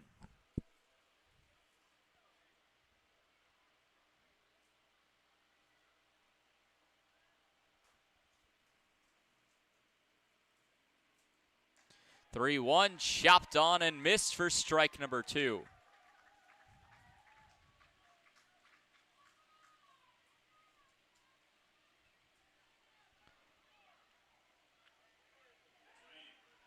Three balls and 2 strikes as rain has all of a sudden started to come down. The entirety of the crowd now going underneath the general admission section.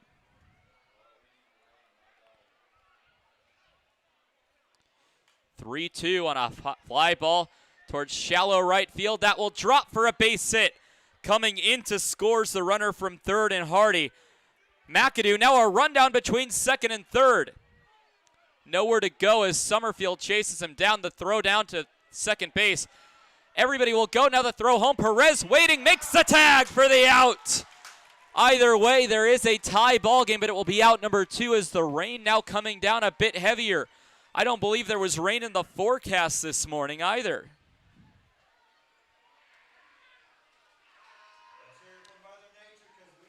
It is 8-8. So Bachman will single. I believe he's now at second base. He is on the throw. Surrett will get around to third base. McAdoo out at home trying to come home. It's the second time that he's been out trying to come home. And Theo Hardy is safe at home, tying the ball game at 8 as Hayden Driggs takes the at-bat. The rain definitely coming down hard. Puddles starting to form behind home plate as the first pitch will be in there for a strike. Crowded general admission stands. We have a couple people standing in front of our home plate camera. We apologize for that.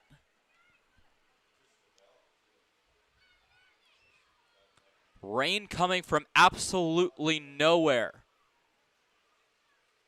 0-1, Perez fires on a pitch just downstairs for ball number 1.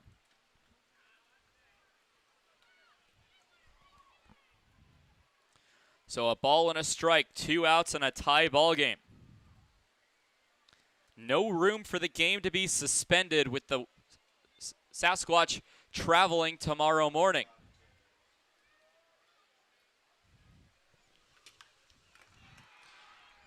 On a fly ball, that will bloop in for a single. 1 run in to score on Surrett. Ninnis also comes home.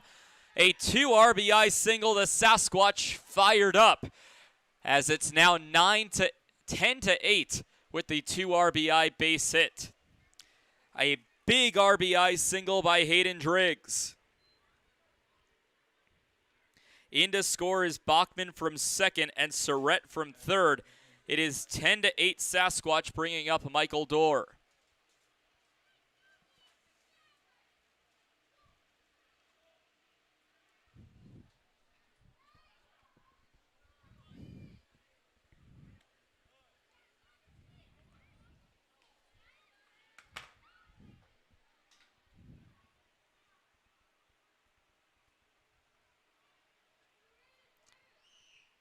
So Dorr waiting on the first pitch from Perez as the Sasquatch have taken the lead. 10-8, first pitch swung on and missed for strike number 1 to Dorr.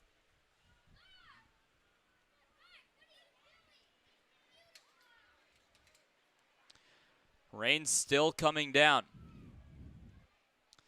Runner at first base, the pitch from Perez on the inside part of the plate for strike number 2, an 0-2 count. Trappers hoping that this game does not get called before they have another chance to bat as they trail by 2.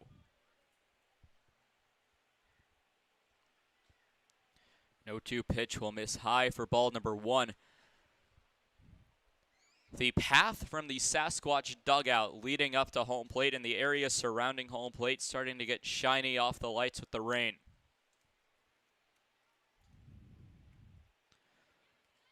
One, 2, called strike 3. We'll have to leave it there, but it may be too little too late as the Sasquatch have scored 3 in the top of the 8th to take the lead.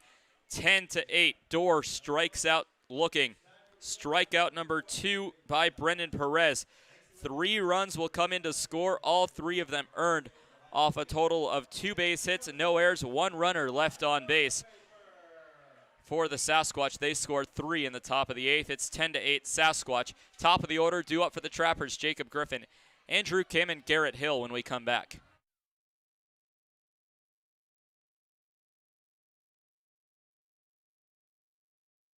Hey, it's the old Top Gator here with Gators Pizza, Pasta, Subs in the Northridge Plaza. Gators is known for top quality food. Now you can have our food selections delivered right to your front door using DoorDash. That's right, now you have 4 ways that you can get great Gators food. Dine in, carry out, curbside pickup, and now delivery through DoorDash. Gators has been serving the Pierre area and now Trappers baseball fans since 1987. Gators, Pizza, Pasta, Subs in the Northridge Plaza.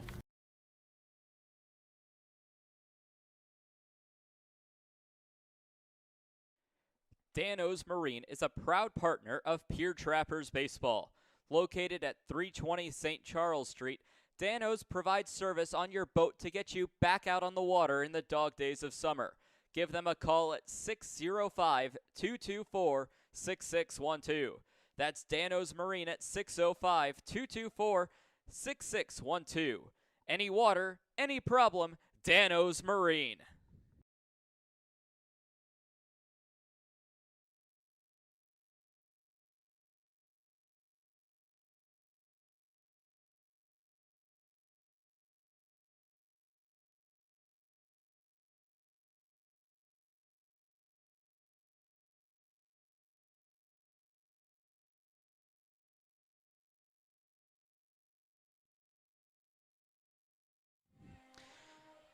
Jack Van Doren out of Long Island University will face the top of the Trappers order here in the bottom of the 8th. Van Doren in 4.15 ERA, 21st game, appeared in 2 days ago, in game 2 of the series, pitched 2 innings, did not allow a hit, striking out 4 Trapper batters. So leading things off will be Jacob Griffin for the Trappers.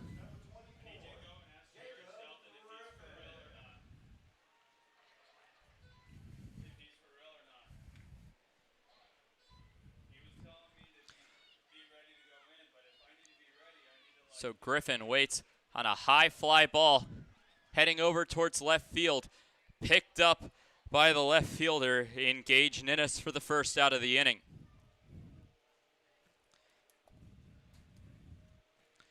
So it'll now be Andrew Kim taking the at-bat.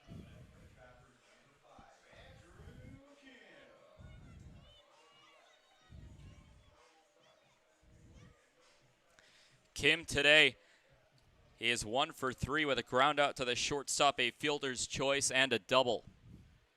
We'll take on Jack Van Doren. First pitch shows bunt, pulls back, missing high for ball 1.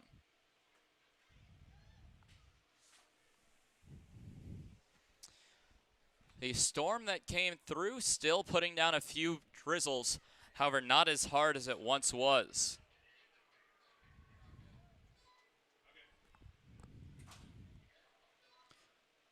1-0 count on the way. Pitch will catch the zone on the outside part of the plate, evens the count to 1 ball, 1 strike.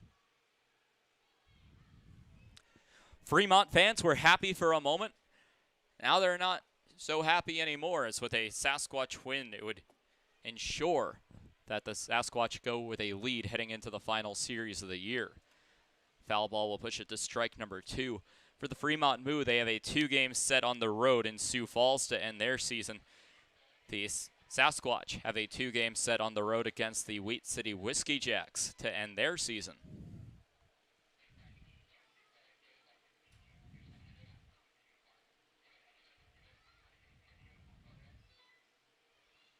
One, 2, fouled back.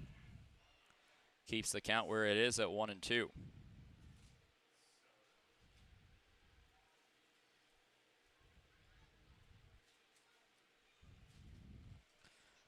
Count remains a ball and 2 strikes with 1 away in the inning.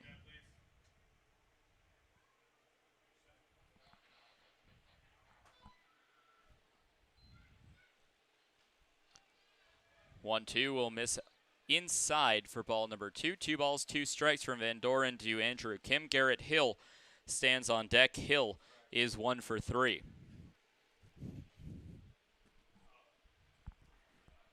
Seems like Hill has mirrored everything Andrew Kim has done. 6-3 ground out followed by a 6-3 ground out. Fielder's choice followed by a fielder's choice. Hit followed by a hit. 2-2 missing for ball number 3. Count will run full to Kim. Sasquatch 10, Trappers 8. Full count with nobody on, 1 away. We are now at the 3-hour mark of today's game as we've hit 10:05.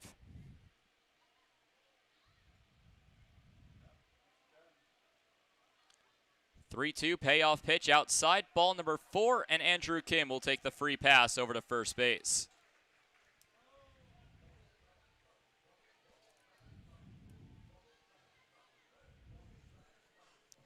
So it'll now bring up Garrett Hill.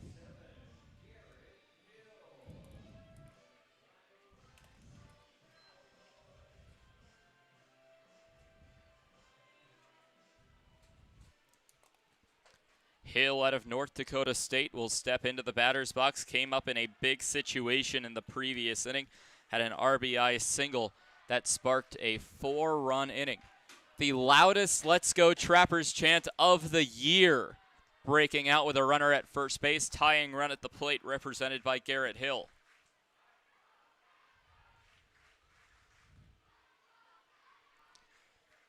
First pitch taken inside, called a strike, however, for strike number 1.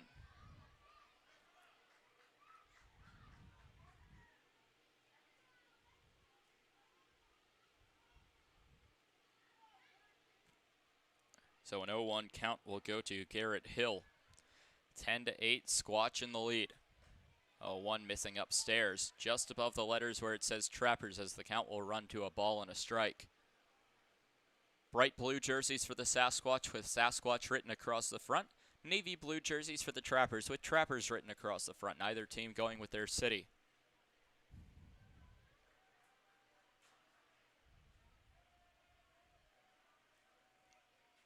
Ball and a strike.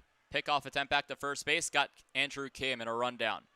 The throw down to the shortstop, and Theo Hardy will make the tag for the second out of the inning, taking away the Trappers' lone base runner. And that is a momentum killer. As Andrew Kim now asking for a balk. The entire team is asking for a balk. Jared Shelton, who's the acting first base coach, will ask Beaver for it. The entire dugout is asking for a balk. Don't think that can be appealed, as it will be Garrett Hill stepping back into the batter's box. And now Beaver issuing a warning into the dugout. Time is called. Boos from the hometown supporters. The Trappers dugout continuing to say something. They need to be careful about what they say, however. 1-1 count will go to Garrett Hill. 1-1 swung on and missed will go for strike number 2. 1 ball and 2 strikes. Spencer Weston stands on deck for the Trappers, as Andrew Kim will be caught stealing. So 1-2. As now it's Shelton trying to explain what happened, as that pitch will miss for ball number 2. 2 balls, 2 strikes. 2-2 swung on and missed for strike number 3. So we'll have to leave it there in the bottom of the 8th as we head to the 9th. Garrett Hill will strike out swinging. First strikeout for Van Doren on the day. No runs, no hits, no errors, nobody left on base. As we end the 8th with the Spearfish Sasquatch 10 and the Pierre Trappers 8. Creeth, McHenry, and Hardy due up for the Sasquatch in the top of the 9th when we come back.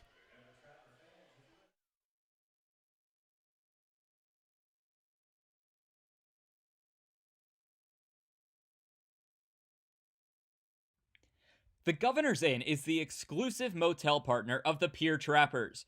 Check out the special Trappers rate for your visit to Pierre and Hyde Stadium this summer. Call 605-224-4200 directly to get the Trappers rate. With free wireless internet, a deluxe breakfast, and an indoor pool and hot tub, there's no reason not to stop at the Governor's Inn. Total Beauty and Speedway Laundry are your homes for everything clothing in the capital area. Since 2010, Total Beauty has offered great customer service and competitive prices. Next door at Speedway Laundry, they have you covered for a fast, convenient way to wash and dry your clothes and other household items, including king-size comforters. Visit them at 111 First Street in Fort Pierre.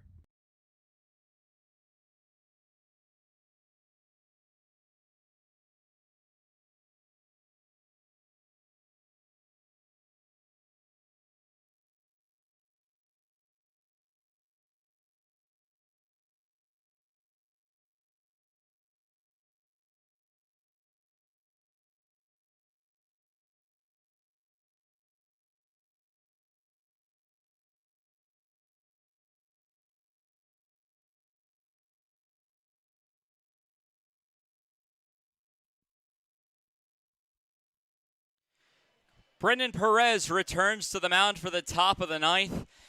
This season at Hyde Stadium, a few traditions were birthed, and we just witnessed the second of the two today. Love Is Gone, the remix by David Guetta. I think it was brought up by Ty Stouse originally, who left the team after saying that it was what they did at Ole Miss, where he got to play his regional playing for Southeast Missouri State. Ever since then, the dugout did a synchronized chant. The Trappers fans got into it, and it has become a tradition ever since. The other, in the middle of the 8th inning during the Wheelhouse Plumbing toilet paper toss, this one brought upon by Mason Wells. Every time we touch by Cascada, every single night, and it is electric, gets the crowd hype to catch some toilet paper. Zach Creeth steps into the batter's box to lead things off here in the top of the ninth. Brendan Perez, or BP, still on the mound. Fastball. Pitch will be taken high. Do they call him BP because he pitches gas? I'm sorry for that pun. I will publicly apologize for that. 1 ball, no strikes. Swing and a miss for strike number 1.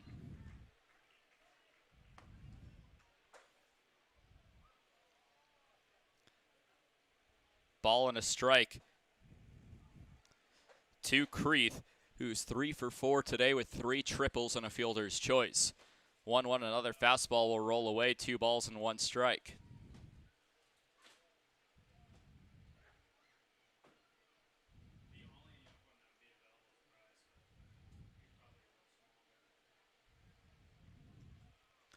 Nobody out to the leadoff batter of the top of the ninth. Trappers will trail by 2, maybe more in the bottom of the ninth. 2-1 swung on and missed over a pitch low for ball 2. Strike 2. 2 balls, 2 strikes, nobody out. Due up for the Trappers in the bottom of the ninth. Spencer Weston, Colin Adams, and Brock Reinhardt.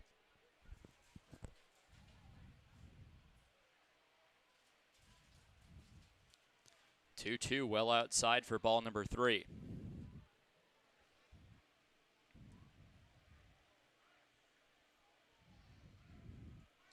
An update from Gehring.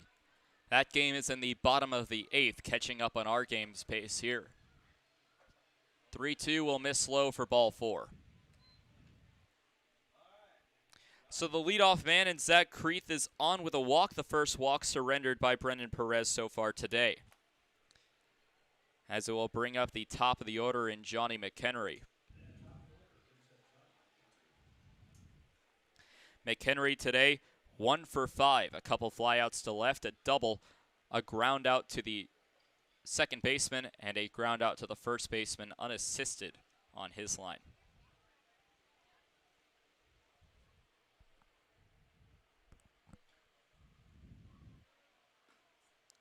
First pitch falls in, a fastball for strike number 1.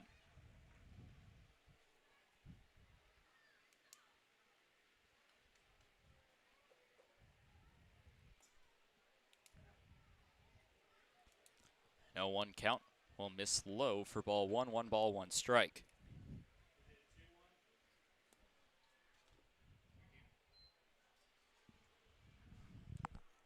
After McHenry, it's Theo Hardy. In the hole, Charles McAdoo should get an at-bat, barring a double play hit into by one of the next 2 batters. 1-1 swung on and missed for strike number 2, a ball and 2 strikes. 10 runs on 13 hits, 2 errors for the Spearfish Sasquatch. 8 runs on 9 hits, 2 errors for the Trappers.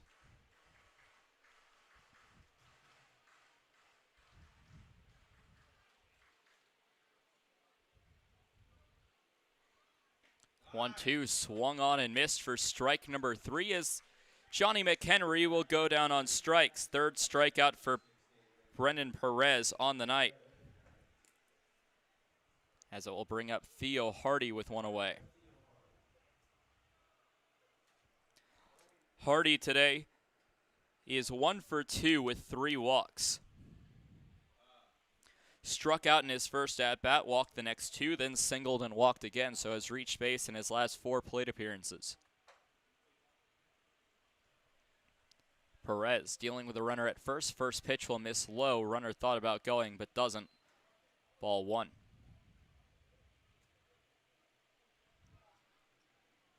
So a ball and no strikes with one away, top of the ninth. Trappers will have to rally in their final game of the season in the bottom of the ninth.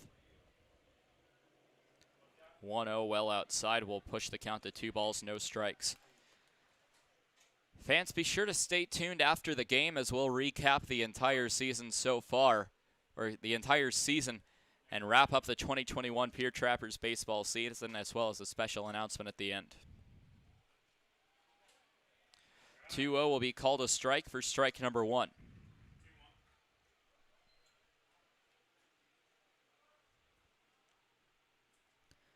Two-one count will go to Hardy. Hardy has struck out earlier today. It was back in the first. Also has walked 3 times. He's only put the ball into play once. It was a single. 2-1 will also miss for ball 3. Goes to a hitter's count to the shortstop Hardy with McAdoo standing on deck. Sasquatch have scored in each of the past 4 innings after going scoreless through the first 4. 3-1. High and away for ball 4 as Hardy will draw his 4th walk of the ball game. Second walk this inning as it will push Zach Creeth over to second base.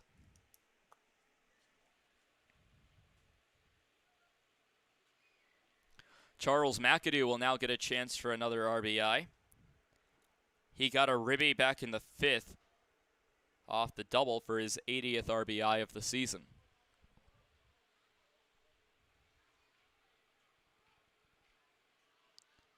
First pitch bouncing in the dirt, picked up by Summerfield to throw down to third, and has Creeth in a pickle. Chasing him down and making the tag is Spencer Weston for the second out of the inning. A great heads-up play by Nolan Summerfield.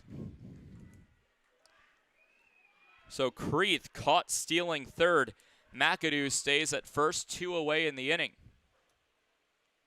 On a pitch that missed low, 1-0 the count to McAdoo.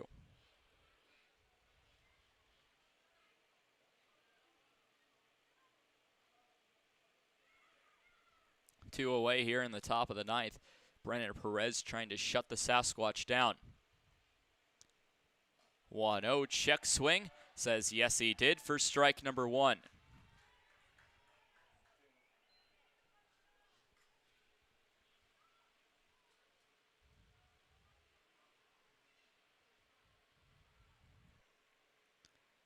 Perez fires on a pitch high and tight. That'll be a wild pitch that will force Hardy up to second base.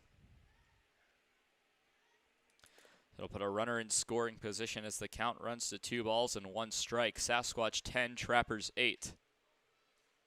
Sasquatch also leading in the hits column by 4, 13-9.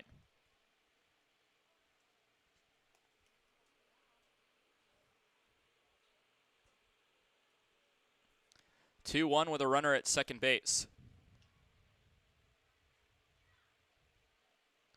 Pitch on the way, swung on and fouled off for strike number 2.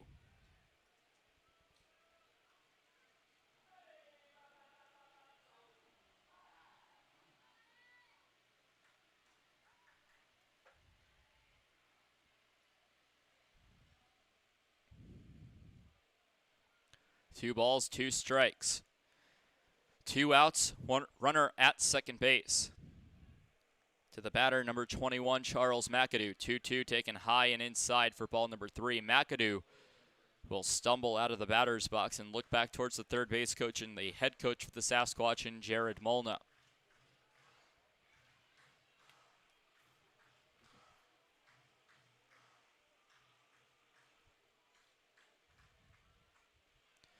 Payoff pitch on the way from Brennan Perez with Seth Surratt standing on deck. Look back over to second, the 3-2 swung on and hit towards right field. Into the glove of Brock Reinhardt.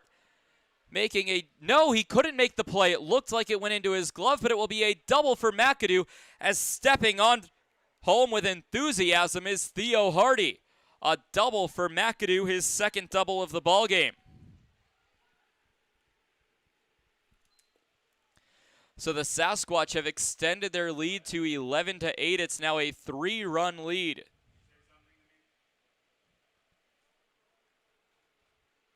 Seth Surratt will be the new batter.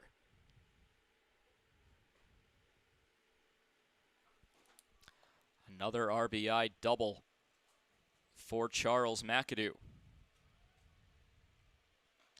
First pitch called a strike. Check swing did not go around. It would be a called strike by the home plate umpire and Alex Shoemaker. Bottom of the ninth in Gehring. 9-4. We need a 5-run rally for the Pios to keep the Moo out of the win column. 0-1 pitch will skip in the dirt. Yet another wild pitch will drive another runner. Another base ahead. McAdoo pulls into third base off the wild pitch.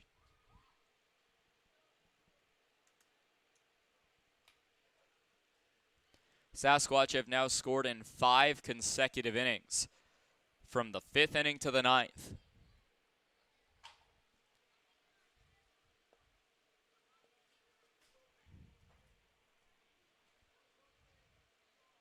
Ball and a strike. Perez fires on a pitch that will catch the zone just above the knees for strike number 2. 1 ball, 2 strikes.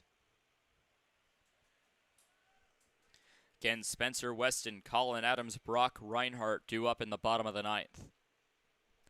Tying run will be in the on decks, or in the hole.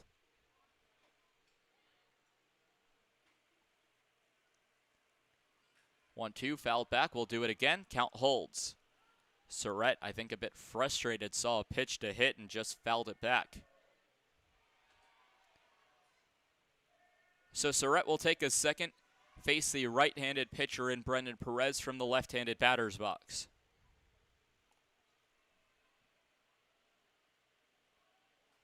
Sasquatch trying to sweep the Trappers on a 4-game series. 1-2, bounced low, gets away. Another wild pitch will bring home another run. And the Sasquatch have reached 12 runs. Third wild pitch this inning.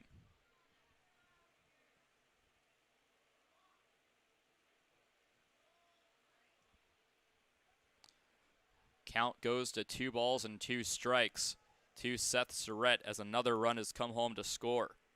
McAdoo, who got on board via a double, has only moved up via wild pitches. 2-2 from Perez. Line shot towards center field. Williams gives chase. That will drop for a base hit. Rounding first and heading for second. The throw to second by Williams will be cut off. And a 2-out double for Seth Surrett.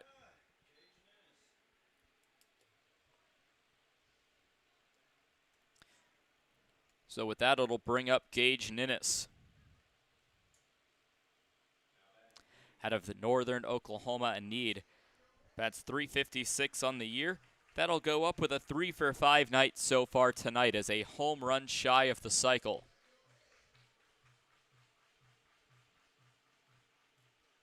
Sasquatch lead by 4 now.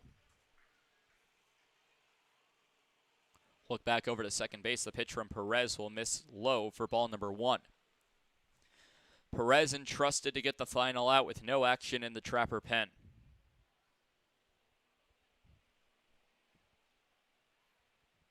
Look back towards second base. A good crowd tonight to witness the Trappers' final game. Pitch will miss high and tight for ball number 2. 478 spectators tonight from Hyde Stadium.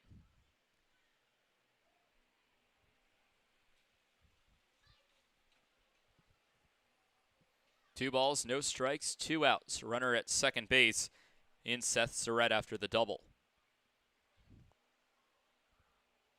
2-0, another one will miss high. Perez deeper goes into this pitching appearance, the more control he loses. Ball 3.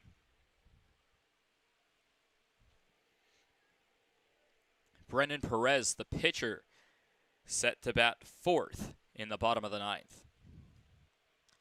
3-0, chopped foul, heading back towards the windows. Will go for strike number 1, as I think that one missed the press box entirely. So 3 balls and a strike to Gage Ninnis.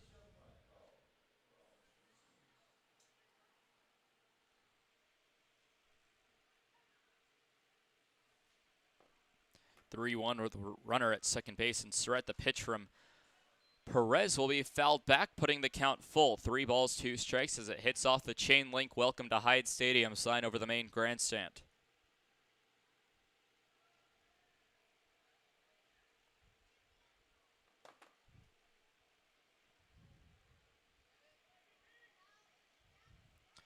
So 3 balls, 2 strikes. 2 away here in the top of the 9th. Sasquatch lead by 4. The payoff pitch to Gage Ninnis on the way from Brendan Perez. A check back over to second.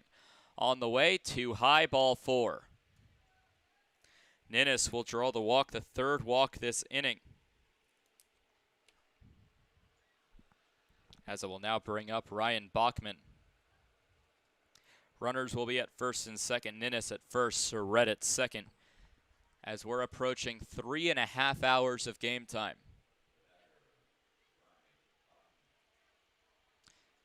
One of the longer games on the Trappers final.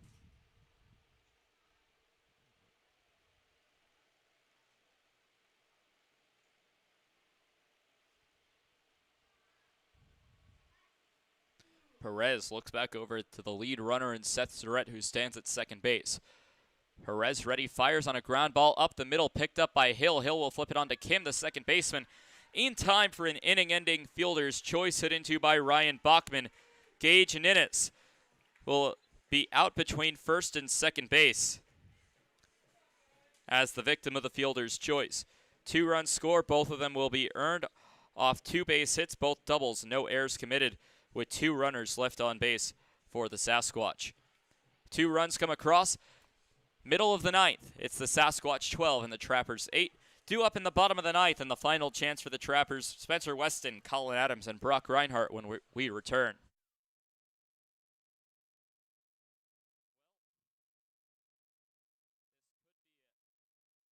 You don't need an illness to need a doctor. You don't need to feel sick to feel better. You don't need to be unwell to get well. What you do need is a primary care provider at Sanford Health. Better healthcare starts with regular wellness visits and a familiar face who knows you, your concerns, and your goals. We're here before you need us. We're here when you need us. We're here after you need us. We're here for you. Find your primary care provider at sanfordhealth.org today. Trappers fans, summer is here. Get your boat back in shape with a visit to Dano's Marine. Dano's Marine will get you back out on the water this summer with excellent service and years of experience. Give them a call at 605-224-6612 or visit them at 320 St. Charles Street in Pierre. Any water, any problem, Dano's Marine.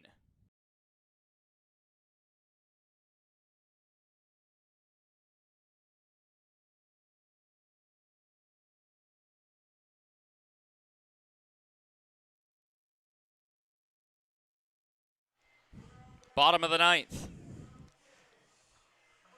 Could a rally be imminent for the Trappers? Give the Trappers one more win this season and send Fremont Moo fans happy, home happy in the meantime. Or will the Spearfish Sasquatch shut down the Pierre Trappers? Spencer Weston will lead things off for the Trappers.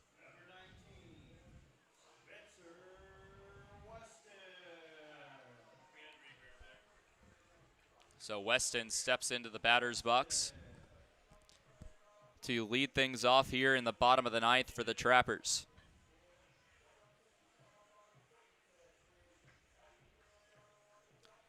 Weston today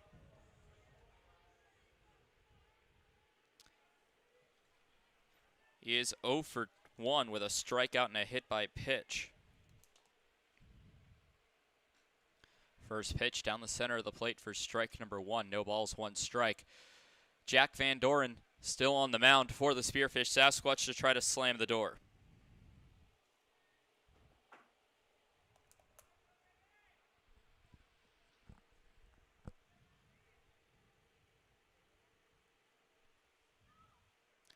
Oh, 1 pitch.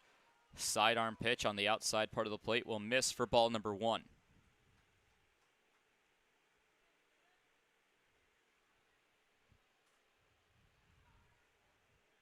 Right now, Riley Kirkpatrick in line for the win if the score holds.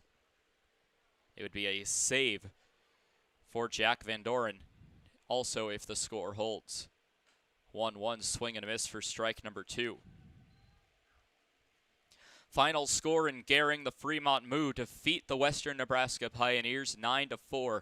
As of right now, the standings are tied. However, a Sasquatch win would put the Squatch ahead by half a game.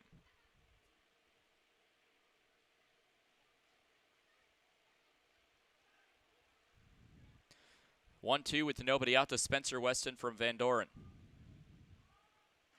1-2, swung on and missed for strike number 3. Will go for the first out of the inning.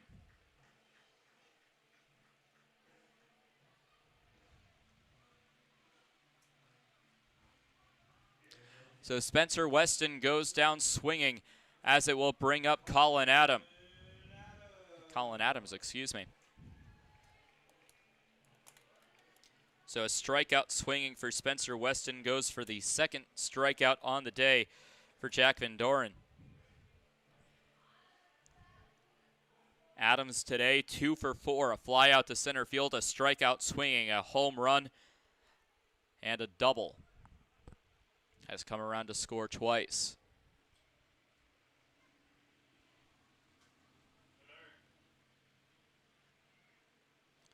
First pitch to Adams will miss low for ball number 1. 1 ball, no strikes, bottom of the ninth with 1 away.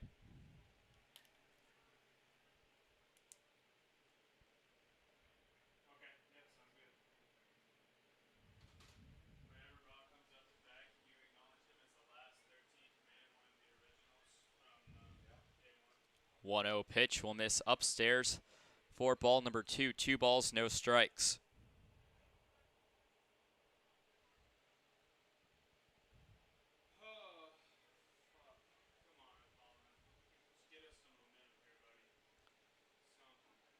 A 2-0 count. On the way to Adams, swung on and missed for strike number 1. 2 balls and 1 strike. Big inning for the Trappers as they are playing to end their season on a high note. But for the Sasquatch, they're playing to keep the lead in the Expedition League in the Clark Division standings.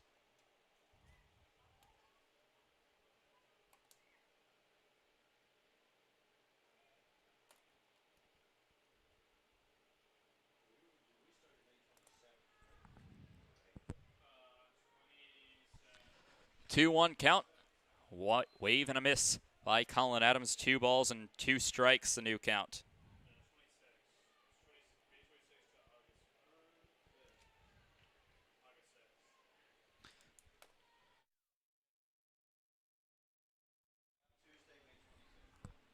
Two-two count to Colin Adams. Brock Reinhardt stands on deck. Bases are empty with 1 out in the bottom of the ninth. Sasquatch lead by 4. Reminder to stay tuned after today's game, as that's called strike 3, and Colin Adams knew it. He'll take the walk back to the dugout. 3rd strikeout for Jack Van Doren. Trappers down to their final out this season. Brock Reinhardt, one of the original 13 players who were here on opening day. One of 7 that remains. We'll get a standing ovation as he's announced as one of the original day ones.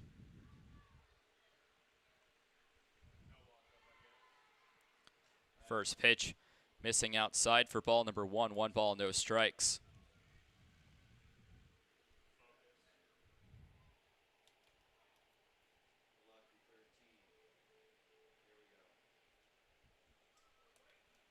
So a ball and no strikes. Pitch will miss low for ball number 2. 2 balls, no strikes. Trappers down to their final out. Brendan Perez stands on deck.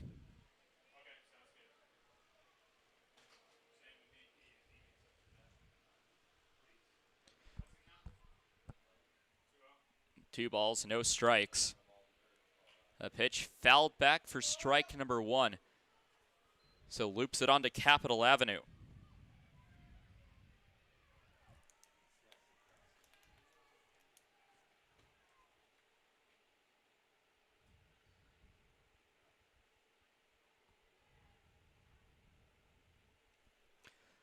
Two balls, 1 strike. Trappers down to their final out this season. Swing and a miss for strike number 2, and all of a sudden they are down to their final strike as well.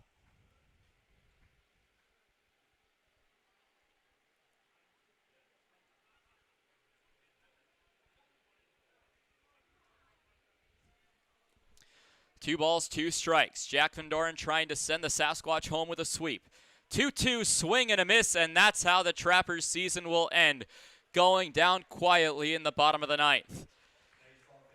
Sasquatch defeat the Trappers by a final score of 12-8. We remind you to stay tuned as we'll wrap up the Trappers season as a whole when we come back with the post-game show here on the Trappers YouTube and Mixler live streams. You won't want to miss it. The 2021 Trappers season concludes with a 12-8 loss for the Sasquatch. Stay tuned.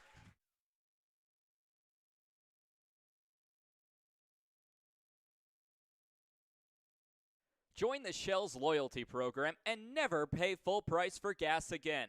Shell's loyalty members also get monthly specials for increased savings. Shell's doesn't just fill up your tank, but it also fills up your stomach with a variety of food and drinks. Become a loyalty club member today by visiting Shell's at 621 Sioux Avenue or give them a call at 605-224-6266.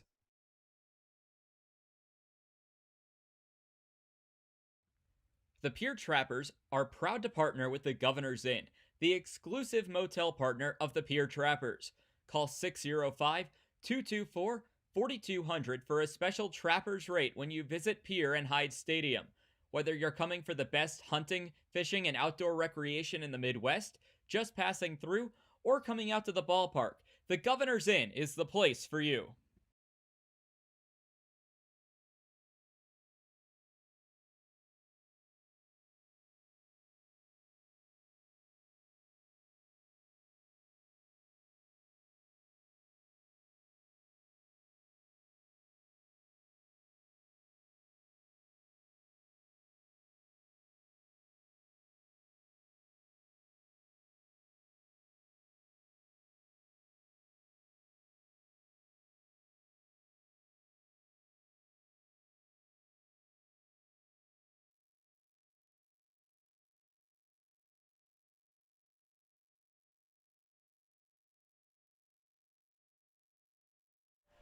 Back for the Pierre Trappers post-game show. We thank you for sticking with us as we say goodbye to this 2021 Pierre Trappers baseball season as the team has one final visit as a team.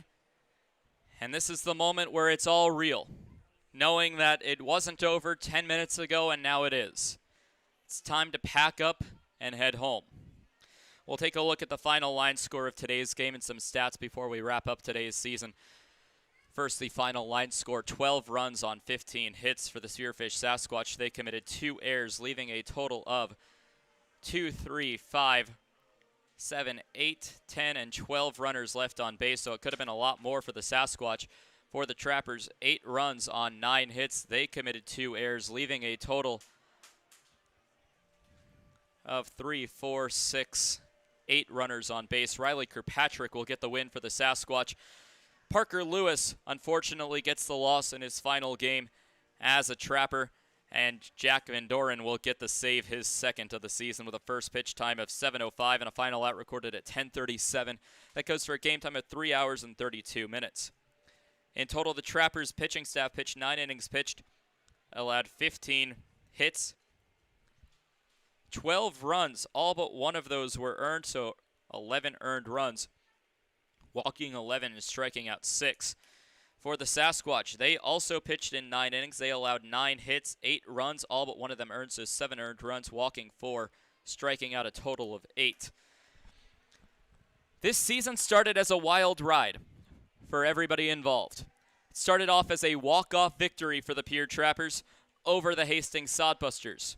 There was a point in the season where the Trappers were 6-5, looked optimistic. However, the game of baseball can be cruel, and tough. And the Trappers fell on a 10-game slide and never recovered from there. However, you would not know that talking to the boys in blue. Their spirits never wavered, and their hearts never said die. They went out and fought every single game, and will end with a record of 17-45 this Expedition League season, with a final second half record of 8-25. Sasquatch, they improved to 43-19, 22-10 in the second half, and reclaim a half-game lead over the Spearfish Sasquatch, over the Fremont Moo, excuse me. From everybody who was here from day one, to the interns working behind the scenes, to the concession staff making everybody happy, everybody involved has made memories that they will never forget. It's incredible how a place can become so special in just 3 months. It's incredible how many bonds between teammates, coaches, interns, residents can turn into friendships. And it's incredible how many people can unite for a common love, a love called baseball. That's exactly what happened in the summer of 2021 in a small South Dakota town called Pierre, or Pierre to out-of-towners. 3 months ago, people from all walks of life descended on the state capitol, and the city of Pierre responded by welcoming them with open arms. From the host families, who graciously opened the doors to their homes to complete strangers, to the businesses who've come to know names, orders, and grow a connection with people who wouldn't even be here when the field at Hyde Stadium froze over again in the winter. From everyone involved with the Trappers, I say for everyone how truly grateful we are that you've opened up the doors to your city. The memories made and the friendships created is something nobody who came to Pierre for the summer will ever forget. So, as we close the book on the 2021 Trapper season, we say from the bottom of our hearts, thank you so much for the unforgettable memories created in a small South Dakota town. So one last time, here from Hyde Stadium in Pierre, South Dakota, I'm Tyler Katz. Have a great night, and thank you for everything. This has been the 2021 Pierre Trappers baseball season. We'll see you later.